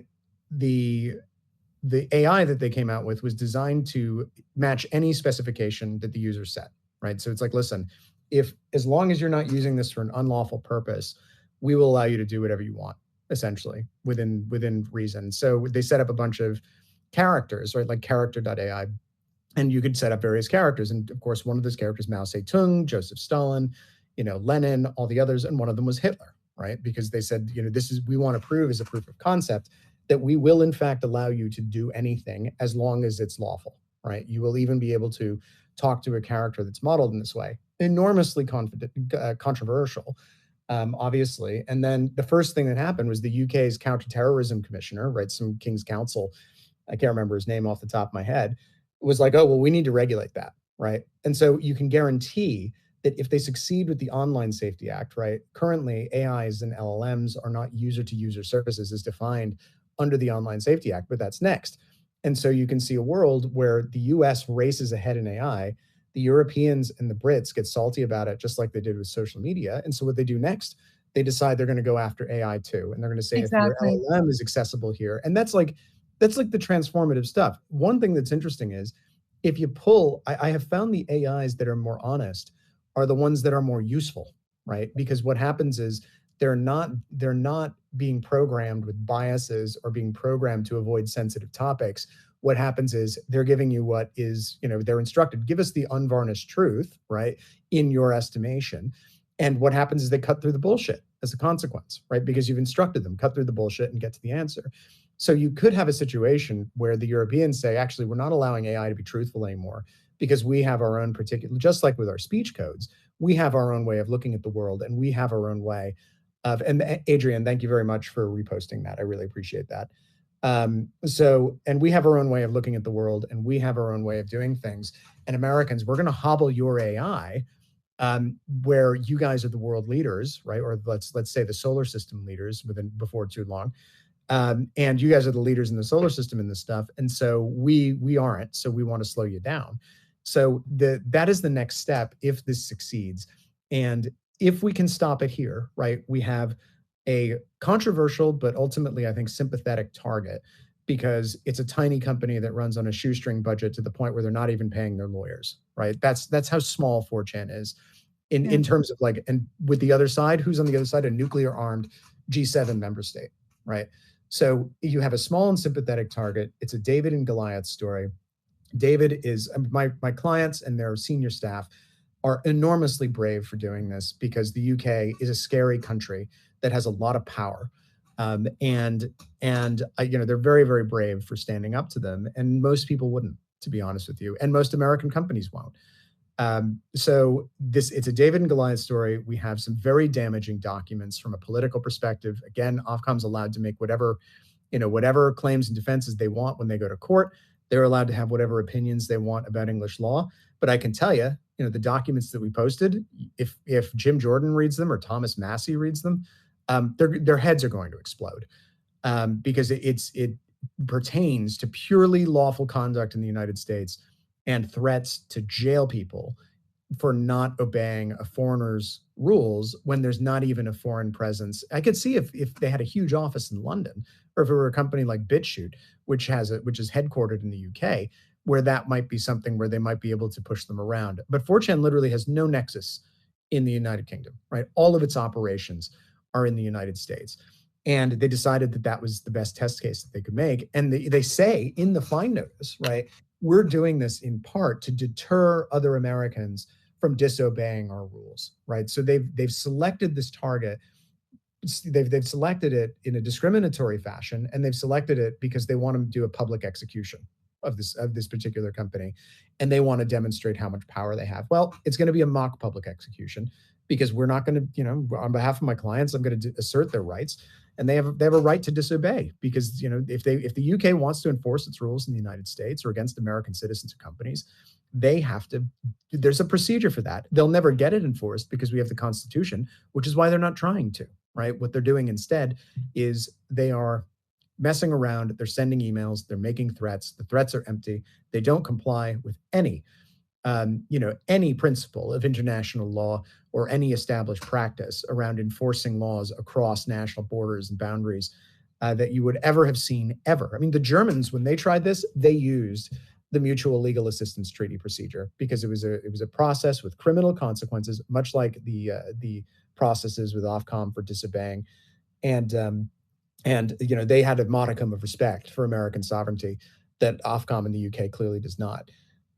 So it is the perfect time because it's early, because it's so blatant that the target has no connection with Europe, and it's so obvious based on what they've said that their intention, right? I mean, I'll read the exact language from the thing here. I'll just scroll up. So we note 4chan's submission that Ofcom does not have jurisdiction to take enforcement action under the Act on the grounds that American businesses are protected from enforcement of UK legislation by the First Amendment, and that Ofcom has no power to enforce UK laws in the US, right? Now, that is an objectively true legal fact. And what does Ofcom say about that? Next paragraph, we do not accept this point, right? We do not accept this point. They don't accept that America exists effectively, or that there's a legal system in the United States which protects 4chan speech and conduct. And their attitude is that they don't care, right? Because they're going to extraterritorially reach across the Atlantic, impose the fines, try to regulate the conduct in the United States. It's the most egregious attempt to enforce, it's the most egregious attack on the First Amendment I have seen in my life. Right, more, and there have been a lot of them, right? And sometimes they come from the U.S. federal government, sometimes they come from state government, sometimes they come from local government. This is a national government of a supposed ally of the United States saying, we don't think American law applies on American soil. We think our law does, and we fought wars over less, to be blunt. So we, that's we fought the Revolutionary War over this. So yeah, I mean, I'm frustrated. I confess, I freely admit, I'm very frustrated by the lack of take up. There was a hearing in Congress a couple of months ago. Nigel Farage in August, I believe, went to the House Judiciary Committee. There was a big song and dance, before that committee where they had a bunch of people talking about these issues.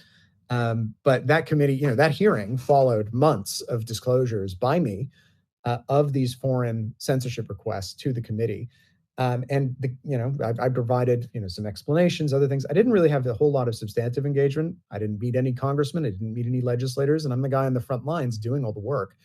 And that's fine. Like, they can do whatever they're going to do, but like, they need to do something now. I don't care about meeting them. I don't care about them hearing my opinion or anything else. They've seen all the documents, right? They know what's happening. The question is, where in Washington is the problem solver? Where's the person? Who is the person who is best positioned to say, okay, I recognize that there's a problem. I recognize that there's a range of possible solutions. And I recognize that if we don't roll out that solution now, this is going to be a problem for every major tech enterprise, right? And it's something which is in our national interest to stop. And I'm not sure that person exists. I mean, the implications are insane from just that statement. I'm also surprised that they're not acting on it already. I mean, as horrible as it might sound, it has to some other event, some other altercation between the UK and US has to happen for them to focus more on this. But I think the executive branch is reluctant to get involved because they see regime change coming to the UK. Yeah, and they don't want to get in the way of that process. But so I don't think it's going to come from the Trump administration, and I don't think it's going to come from the U.S. Department of State. I do think, however, that Congress, right, ultimately Congress can end this for good because they are the custodians of the structure of American federal law, right? They're the ones who are responsible, right, for deciding when a foreign entity has sovereign immunity for its actions in the United States, and they're the ones with the power to enact a rule which says that, okay, well, we know there are piles of foreign assets here. Well, you want to censor Americans? The Americans will be able to get damages for that. So I'm hoping that Congress is going to, but Congress, of course, doesn't really is not known for doing things in a speedy fashion. But I'm hoping that what we've got here is Section 230 came into existence. Section 230 is a rule here which immunizes large tech companies from the speech of their users. And Section 230 came into existence after a judge in New York ruled in favor. So Stratton Oakmont, who the Jordan Belfort, Wolf of Wall Street guy, his investment firm sued an early internet company called Prodigy for defamation because Prodigy was hosting speech where a user said, "Oh yeah, this company's a scam.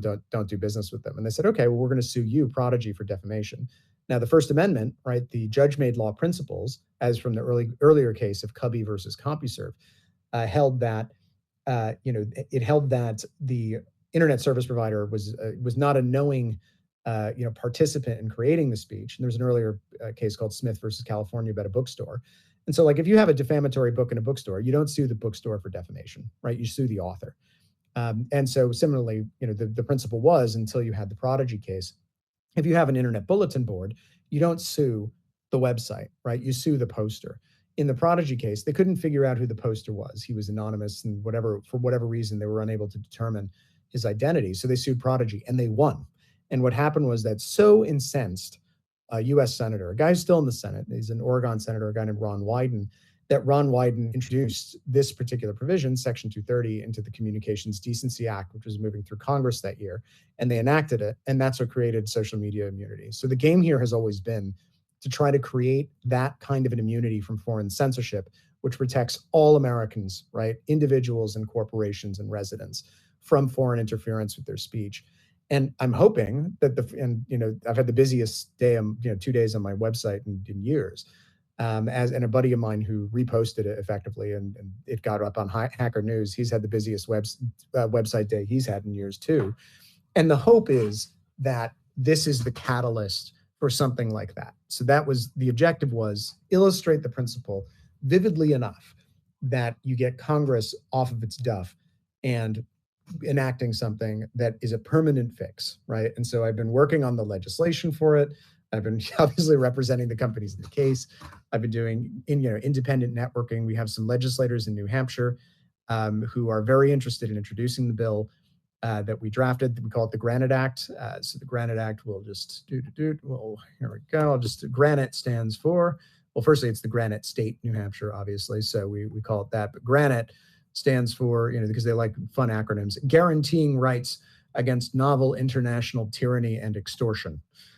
Is the Granite Act. And so we have some legislators in New Hampshire who are looking at it. Their filing period ended a couple weeks ago, so they can't file new legislation. There is a bill moving through the New Hampshire General Court, their bicameral legislature, which is germane, and we're going to try to get this tacked on as an amendment so that we can do it this session.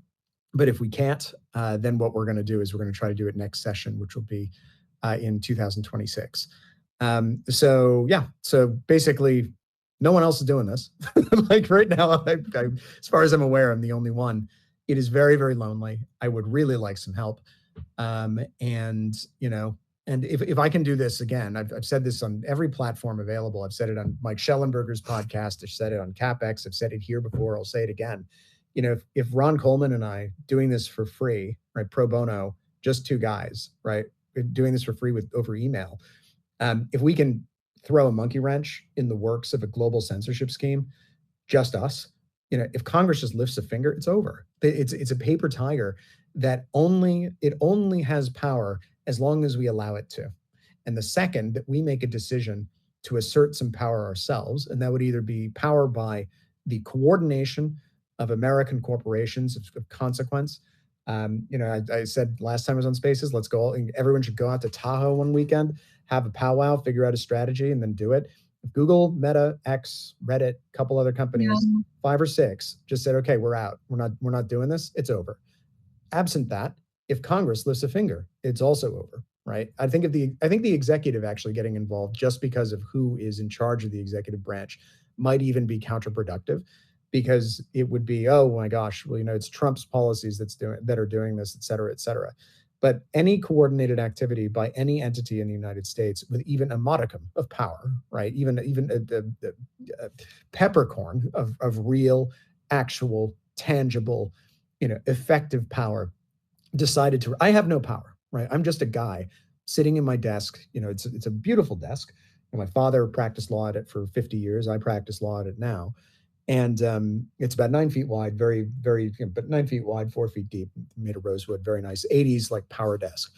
And if I can do this, right? So just some dude who works for private clients, small startups, and things like that. Imagine, right, what Meta could do. Imagine what Google could do, right? If they really wanted to, right? But I get the sense that they're not. Either their legal departments are cowards, to be blunt, or the decision's been made at board level that it's just a cost of doing business, and the free speech piece really doesn't matter to them. But if they can get the benefit of smaller companies fighting back and freeing up regulatory overhead, they'll do that. And I'm not sure what the answer is, because those kind of people don't call me. So yeah, that's where we are. And that's where we are. And you guys have had ringside seats the entire time. In the subject of the UK, I think last time in one of the spaces you mentioned that you're actually hopeful about the UK in general. I'm not sure if you meant regarding this subject or just in general. I think you're hopeful.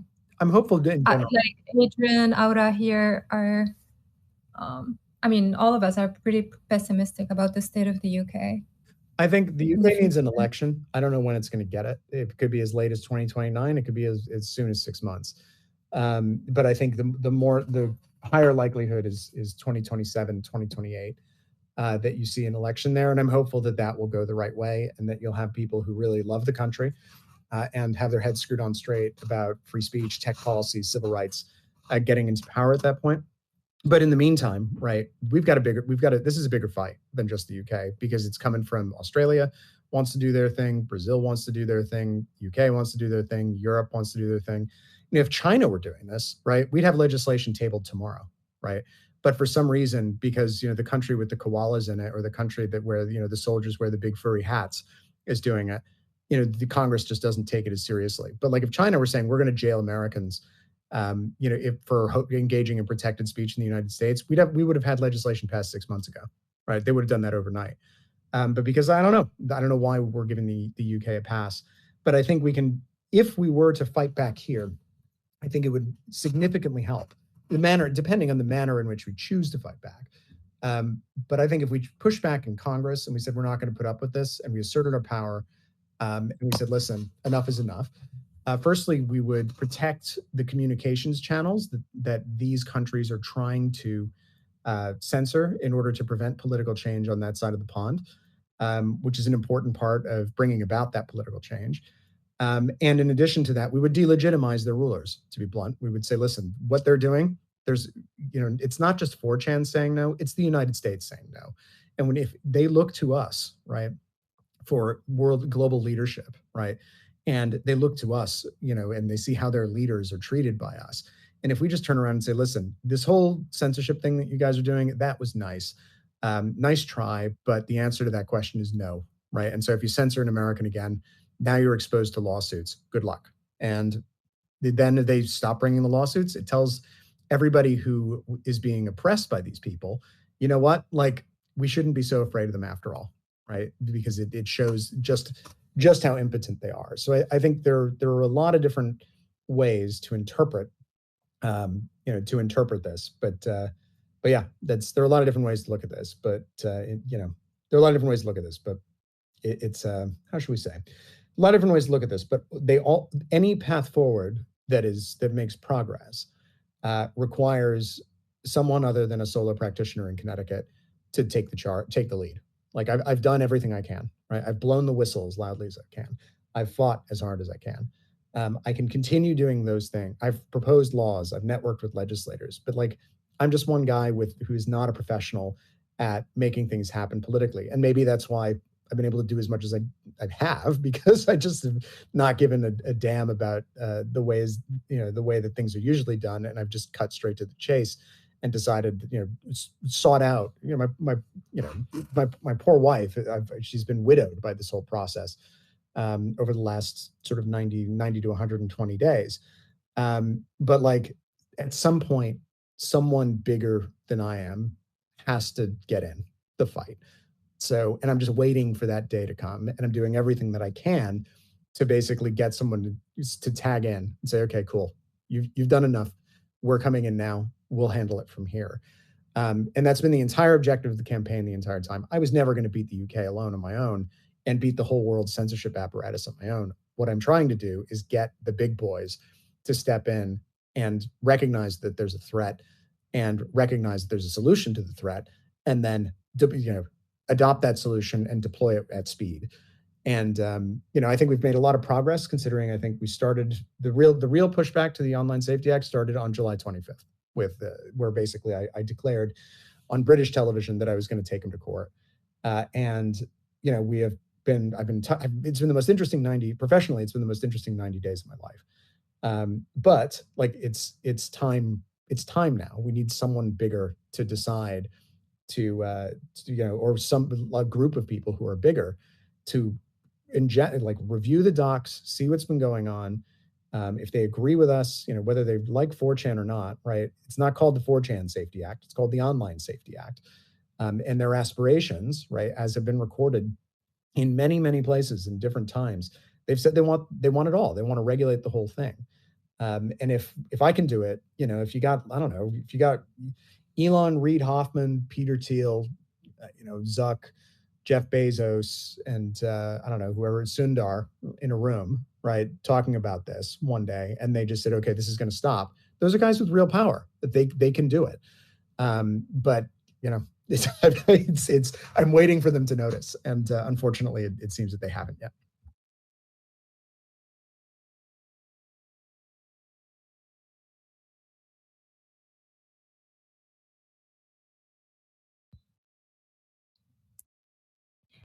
I think it's going to happen very soon, in my opinion.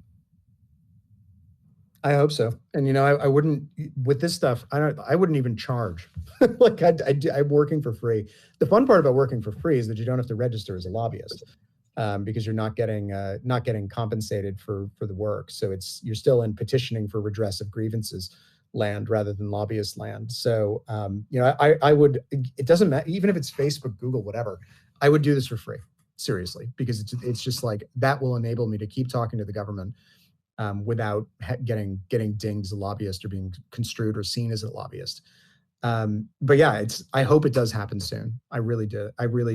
And I have been doing this particular thing since 2018. So this has been about 50% of my practice. And it's all, for most of that time, it just happened in the shadows, right? The German thing with Gab, for example, has been happening since 2017. So that even preceded, I was in law school when that started. And so, but US law school, not UK law school. So the second time around. And, this stuff has been going on for a really, really, really, really long time.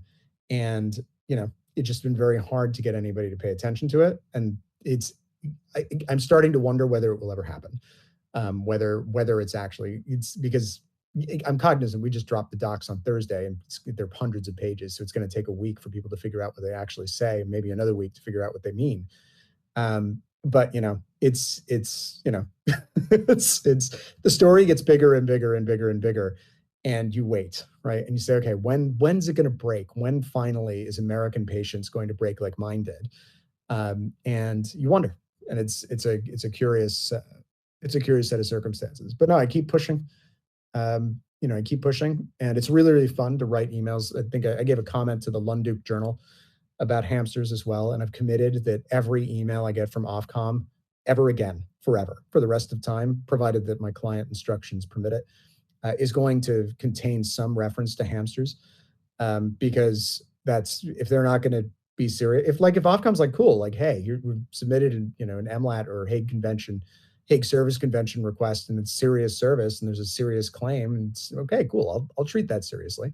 But if you're just going to shoot emails over national boundaries, ignoring like how law is actually practiced, then I'm going to respond with hamsters, right? Like it's a very simple, it's a very simple way of illustrating that I'm taking their letters and shredding them, because it's not a summons, and if you destroy a summons, you get in trouble, but if you shred a letter, you don't. So yeah, I don't know. It's been a pretty exciting week.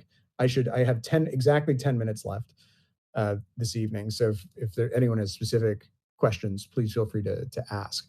But yeah, it's been a crazy week this week, because it's been basically, the other thing that's annoying is that Ofcom, of course, I was keeping my mouth largely shut about the case and everything else, because that's what you do. Ofcom then, of course, kind of violated that convention by blasting a huge press release about my client, saying they're bad and they're bad for children and they're protecting children and all the rest of it. And so, we had to then figure out what we were going to do. And one of the ways you could respond to that is just shut up and say, oh no, we're going to handle the litigation. But this is a political fight too. So we haven't been talking about the case, but we did respond politically. And the political response was to release all of the correspondence they sent, which is marked confidential at the top. I'm not aware of any rule of English law which required me to keep them confidential. So I said, okay, well, sounds good to me. It sounds like I'm in the United States right now, and the First Amendment allows me to do it, so I will. And so we'll see what happens. But yeah, it's been a crazy week. We've done a lot of media stuff, and I wanted to pop in because Adrian unfortunately had another engagement, as Adrian knows, this evening, so I was unable to stick around for the whole space. But yeah, figured I'd pop in at the end of it. Oh no, I'm still around. I'm still. I'm dealing with a little bit of dealing with a little bit of a background issue. We were like discussing like the whole COVID stuff earlier, and man, crazy stuff was happening. So I have to like clean that shit up in my server. There was like some people who like kind of just lurk and just came out of the woodwork from that. It's really fucking fascinating. They like were inactive for like a month or two, and then they just like kind of come out of the woodwork. So it was actually a really good operation. So yeah, that's what I was doing in the background. But yeah, I've been intently listening. Yeah, I agree. It's a whole thing. Like the reason why I care about this is not because like I mean these are all countries that I don't live in. Obviously, I don't live in the UK. I don't live in America, but this will affect the rest of the world. Like just imagine if some other nation is subjected to the same problems. Like it just Yeah. they're going to bend likely, and I cannot sit idly by and say nothing. Like this is not going to happen. I got to do something. Free speech This is the is best the I can do. rule, right? Free speech is free speech is the rule. If you don't have it, Yeah. then the next thing you know, they're canceling in the UK now. They're canceling elections, local elections, so that reform can't get in. They're arresting people for viewpoints that are shared by reform voters to suppress those viewpoints. And Yeah. and I lived in the UK between 2023 and 2017, and when I left, I was profoundly uncomfortable with the way things were going. And actually, I didn't take a British passport because I said to myself on the way out the door, you know what? I don't trust this country. Like, I don't trust it. I don't want to have any nexus with it because I don't really want them to be able to get hands on me or have some lawful reason to get hands on me if I'm an American in the United States. So I saw it happen inch by inch, right? Because as an American, you're over there and you see the difference between the United States and the UK. So you can see the frog starting to boil, right? And there was the Snoopers Charter first, the Regulation of Investigatory Powers Act. Then they had the online safety, it was the Online Harms Bill. That became the Online Safety Bill. That became the Online Safety Act. The version of the Online Safety Act before the one they actually passed was way, way worse. And then you saw the numbers of arrests start. The first thing I ever wrote for any magazine ever was an article for the New Statesman in 2012 on the arrest of I believe a transgender person who was disabled, who yelled at the prime minister at an event and said, then David Cameron, who said, "You have blood on your hands, sir." Right. And that person was arrested for an offense under Section 5 of the Public Order Act 1986, intentional causing distress, harassment, or alarm. And I was like, what the hell's going on? Like, this is supposed to be a conservative government. Like, what are you doing arresting people for complaining about policy changes in a vocal way? And so the frog has been boiling for a long, long, long, long time. And with Ofcom doing what they're doing, this is the beginning of the same process, right? This is them saying, we want to start turning up the heat on the frog. And the frog is the American First Amendment as it exists on the internet, right?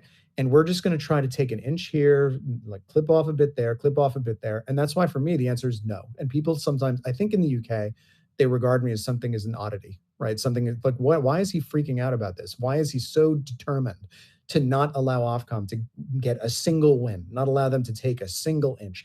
And the reason is because I lived through in the UK 15 years of profound unfreedom, right? Being taken 1 inch at a time. And it's 1 inch after another inch after another inch. Yeah. And so you don't draw the line and say, listen, this is the line, does not get crossed, and repulse every single attempt to cross it as aggressively as possible. And if that can't go on forever, right? They can't keep sending letters to Americans, which then so far they've sent letters to 4 American companies. They've got responses from me every single time. I imagine they're very sick of me down in the Ofcom bunker at this point. They're like, it's Preston again. Great. He's going, what hamster, commentary is he going to send us this time? But at some point, the stalemate is going to end, either because the United States gets involved or because I lose, right? And I'm not planning on losing. But or if I drop dead, I think I would have to drop dead. I think that would be the only set of circumstances under which, I will cease representing people against Ofcom for free. That is I would have to die. So I've been on a health kick lately, so I don't think that's going to happen. But something's got to break soon, and something's got to break soon, because what's going to happen is behind the scenes, they're going to start jawboning companies like Reddit or Discord or Twitch or Rumble or other platforms like that, and we know they've done that to Reddit and Rumble at least already. and they're going to start getting compliance that way, and they're going to start syncing their I mean, Discord, right? They had photo verification. Any company that's implemented age verification in the UK and censored in the UK, although they may be blameless for it from a business perspective, like that is where in that circumstances, the inch has been taken already, right? They've already conceded that the UK has authority to tell them, American businesses, what they do on their servers. So what happens is I'm being flanked right now on either side, right? I'm currently the salient, right? And I have enemy forces to my right, I have enemy forces to my left, and I have enemy forces in front of me. And I can only hold them off where they're directly in front of me and I'm actually representing the client in question. And so they will try to advance on these other fronts, right, and encircle me. And that's what I would like to avoid have happen. But at the moment, that is, we're holding off and waiting for reinforcements. If the reinforcements come in a timely fashion, we win. If the reinforcements do not come in a timely fashion, my career is going to be destroyed. And that's the end of that. So so it just depends on when the cavalry shows up, and what personal consequences I suffer if they don't. And I'm prepared for that, right? I am fully prepared to, I'm fully prepared to never set foot in the United Kingdom ever again. The country that I love, and wish to live in again. But I'm prepared not to do that. And most of my friends are there, right? Most of my social life is there. I'm there 5 or 6 times a year in normal circumstances, and I'd like to move back, to be blunt. But it's not. I'm prepared to give that up forever in order to do this. And yeah, it'd be nice for reinforcements to show up. So we'll see what happens.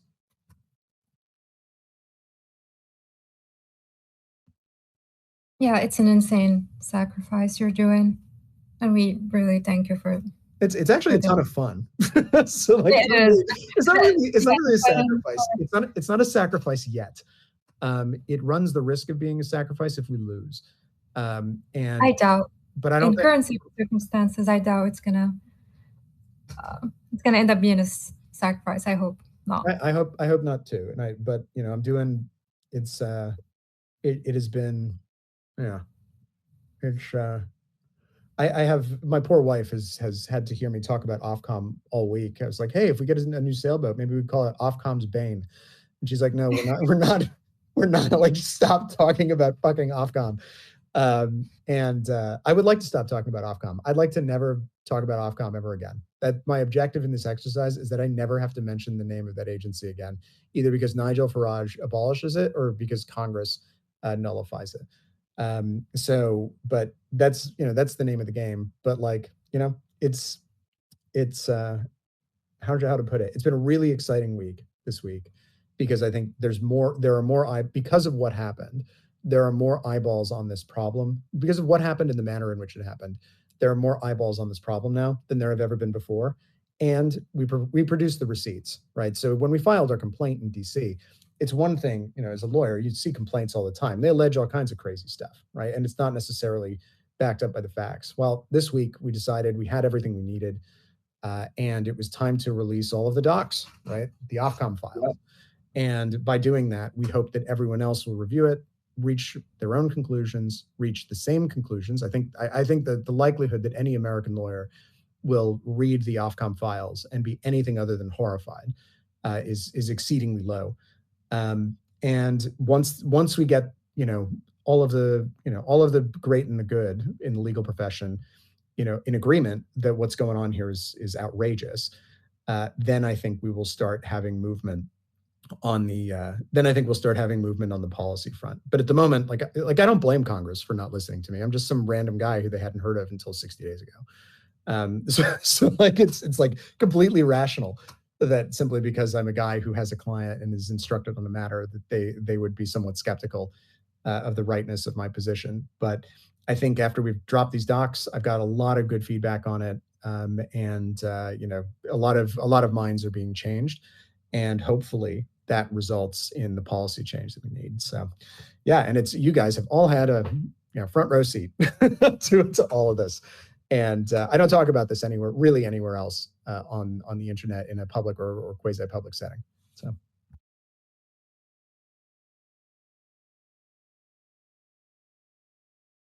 questions, queries, concerns, favorite hamster types? Been doing research on 50 hamsters. hamsters. I've lost the count of how many hamster, because you told me you're going to inject this into a whole bunch of prompts, and the fact that you were using, even at the beginning of the space, the Prince of Bel-Air thing was really hilarious. That was an intentional reference, was it not? I don't know what you're talking about. It legit was. It was the exact line. Like, I grew up with that shit. I'm not like, Yeah, no, it was the exact fucking wording. I was like, wait a minute. Well, I've also noticed that like it's when you represent 4chan, you're like going through all the old memes, and like Fresh Prince was definitely a 4chan anonymous meme back in 2008, and like rewriting the lyrics about various things. So yeah, no, Fresh Prince is definitely it's been fun getting back in touch with my Channer roots as the company's lawyer, which is not something I ever imagined I would be. So Millhouse is not a meme. Millhouse is not a meme, is a meme. Yeah. So yeah, that's yeah. Anyway, it's been a lot of fun, but you know, now we've done everything I think that we set out to do. From a political standpoint, you know, the political objective, right? The litigation objective is what it is. Totally separate discussion. The political objective was convince Washington, convince the Valley, convince New York that the Online Safety Act is a mortal threat to the American way of life. And I'm hoping that we're very near to accomplishing that. Because you've got to convince everybody, right, that it's a problem. The lawsuit got everyone in DC talking about it, right? It got everyone in DC saying, oh, well, gee, like here's some interesting legal arguments. Let's look at the OSA. But the correspondence, right, makes it visceral, right? There you've got, this is a crime. You're going to get arrested. You're going to get fined. You're going to do this. And knowing that that's being done in relation to constitutionally protected conduct, I think is really not going to sit very well with the Beltway lawyer class. And that's exactly who we need to convince.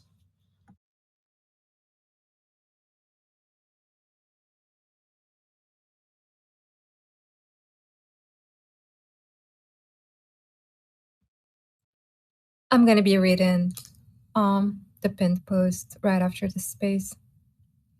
Awesome. Yes, everyone, please do. Please retweet it. And I reposted. Yeah, please repost that pinned post, because what I'm trying to do is get, you know, we dropped some stories last week. Foundation for Freedom Online picked it up, Reclaim the Net picked it up, and National Pulse picked it up, right? So those are minor, and Mike Schellenberger picked it up. So those are full outfits. 10K impressions on that. That's pretty neat. That's pretty neat. How many were 200 likes, 10K impressions. That's pretty neat. Nice. So yeah, what we're trying to do is get this into the mainstream media. So Politico reached out to House Judiciary and the White House and State Department for comment. They hadn't had enough time. They all declined to comment. Politico's take on that was, oh, well, they're not interested, which I know is not the case.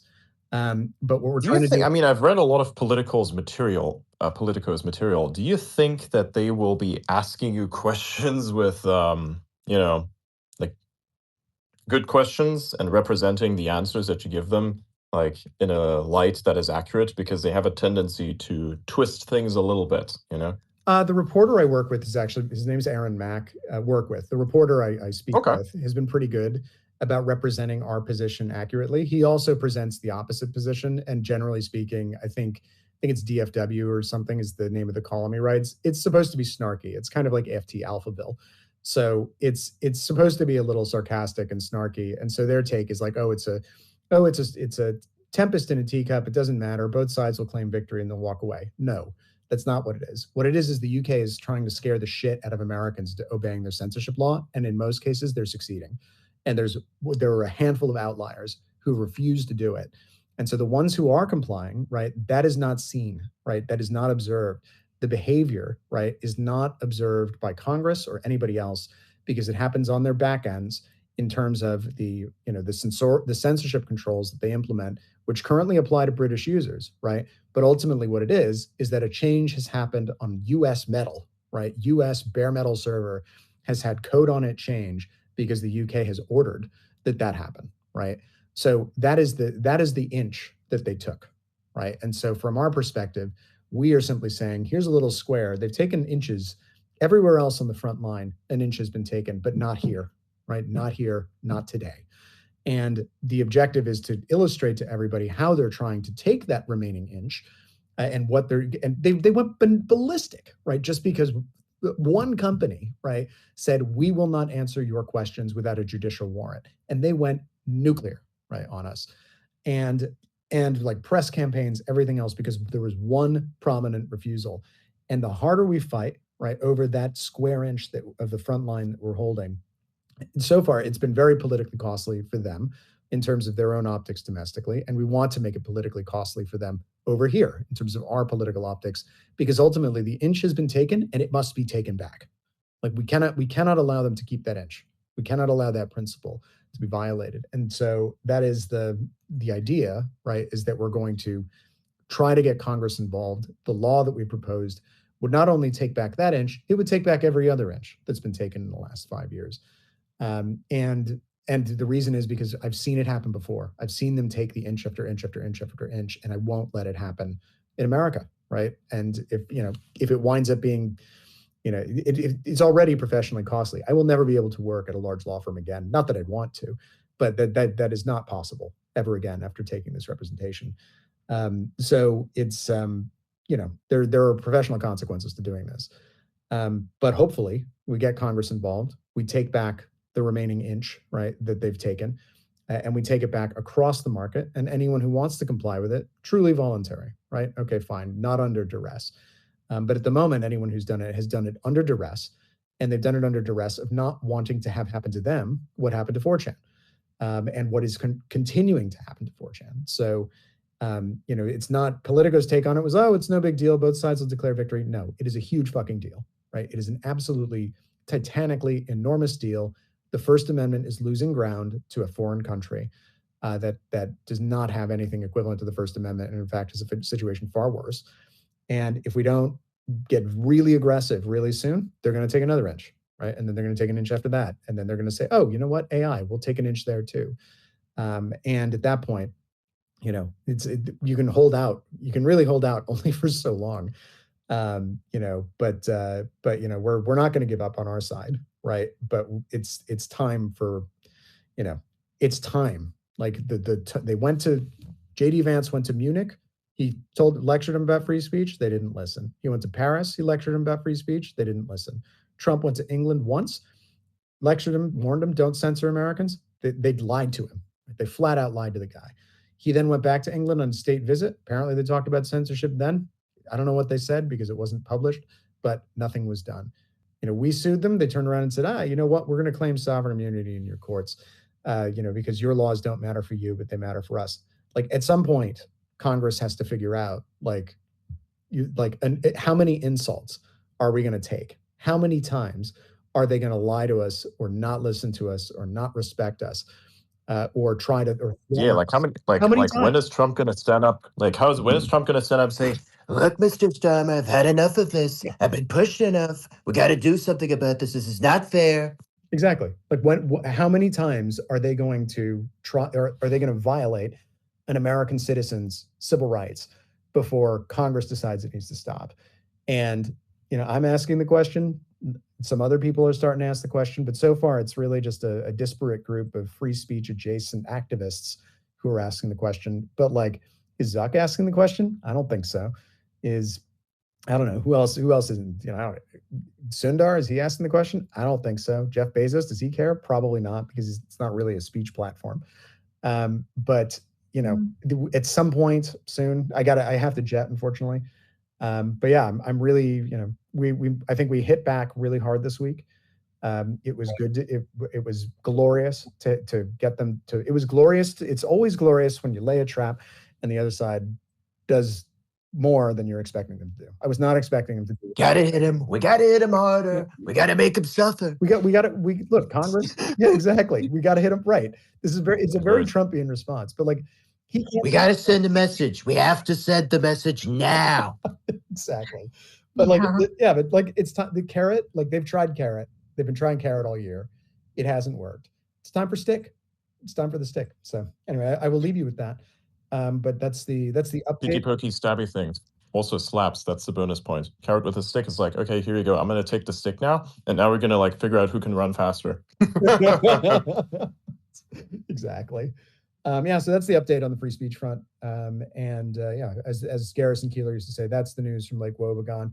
We will see what happens next week in the news from Lake Wobegon.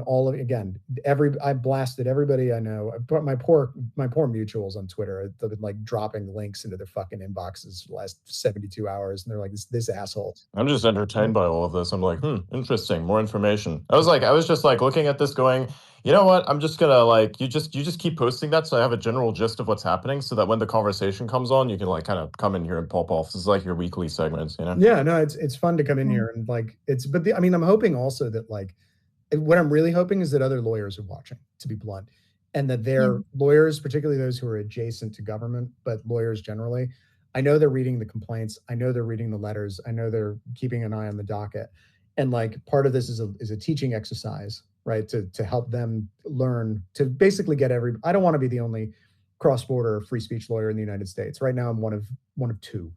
And the other one's Ron, right? So I don't want to be the only one. I want there to be tens of thousands of us, right, ready to rock and get deployed at any moment in time to represent our clients' interests. And part of doing this in a public manner is to ensure that when my capacity runs out, right, either because I'm dead or someone better comes along, or I don't have the ability to do it because of too much work in other domains, that other people will be able to copy my notes, right? This isn't a fucking college exam, right? This is warfare.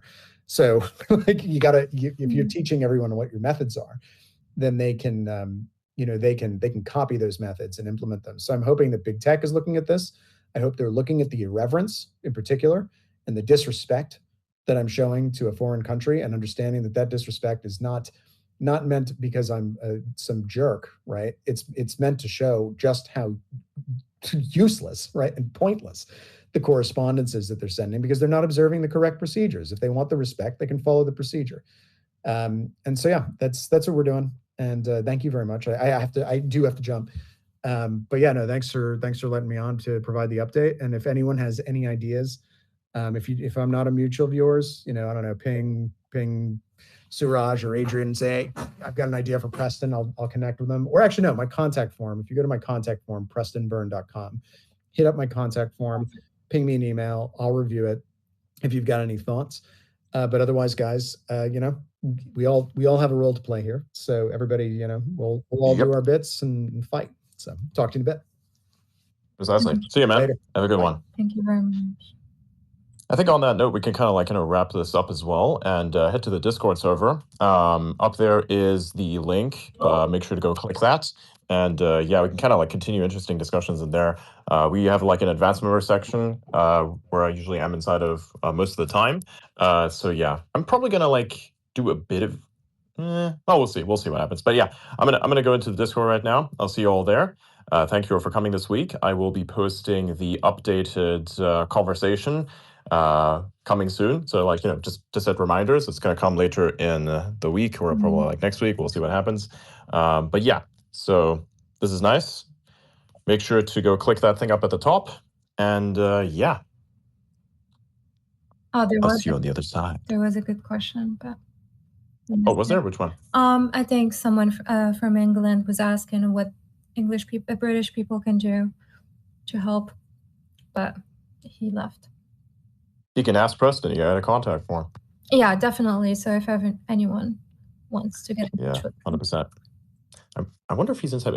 Hang on, let me test. Is he? He's actually in our Discord server, so even if you wanted to, you could probably ping him in here. So yeah, he's actually in our Discord server. So that's on cool. Discord, you just tag him, and he's probably he's in there as well. Your message. Yeah. If that doesn't work, you try and get him on X on his contact form. But yeah, if you want to ping him directly there are various many chats. You can probably do it at random or whatever. But yeah. So anyways, I'll see you there. Make sure to go join. I will head off here. And yeah, we may do some Halo streaming. We're going to run the campaign likely. We're going to see if our other guy is going to be on as well, because we kind of want to do that. But yeah, if he's not going to be on, it's going to be a bit of a tough one, because I want to do as a 4 team, and we need 2 extras. So it's going to be me, Blaze, one one of the other people I'm pretty sure he's on. I see him in my voice chat, so that's good. And another extra +1 is probably going to be like the guy that you hear in the background of like that voiceover meme that the voiceover meme that I did. So yeah, we're going to be doing that. So anyways, thank you for coming today. This was a very interesting space. It's ruffled a lot of feathers in a lot of good ways and somewhat annoying ways, but this is fun. And yeah, we're doing this for the love of the game. We're going to be here every single week. And yeah, join me in Discord. I'll be there. And if you'd like to support what we're doing and keep this whole thing going into perpetuity effectively, make sure to subscribe in Discord. There's a whole thing there, and you get access to the advanced member section where I frequently am in the voice channel, so you can actually talk to me. So yeah, thanks for coming. See you guys. See you guys. Oh my god, the background. Behind the scenes stuff. You want behind the scenes stuff? It's awesome. You can get that shit too, because I usually make shit while I'm on stream. Yeah, that's right. See y'all, everybody. Have a good day, night, whatever. I'm gonna be in there. Join it, Morty. Join it.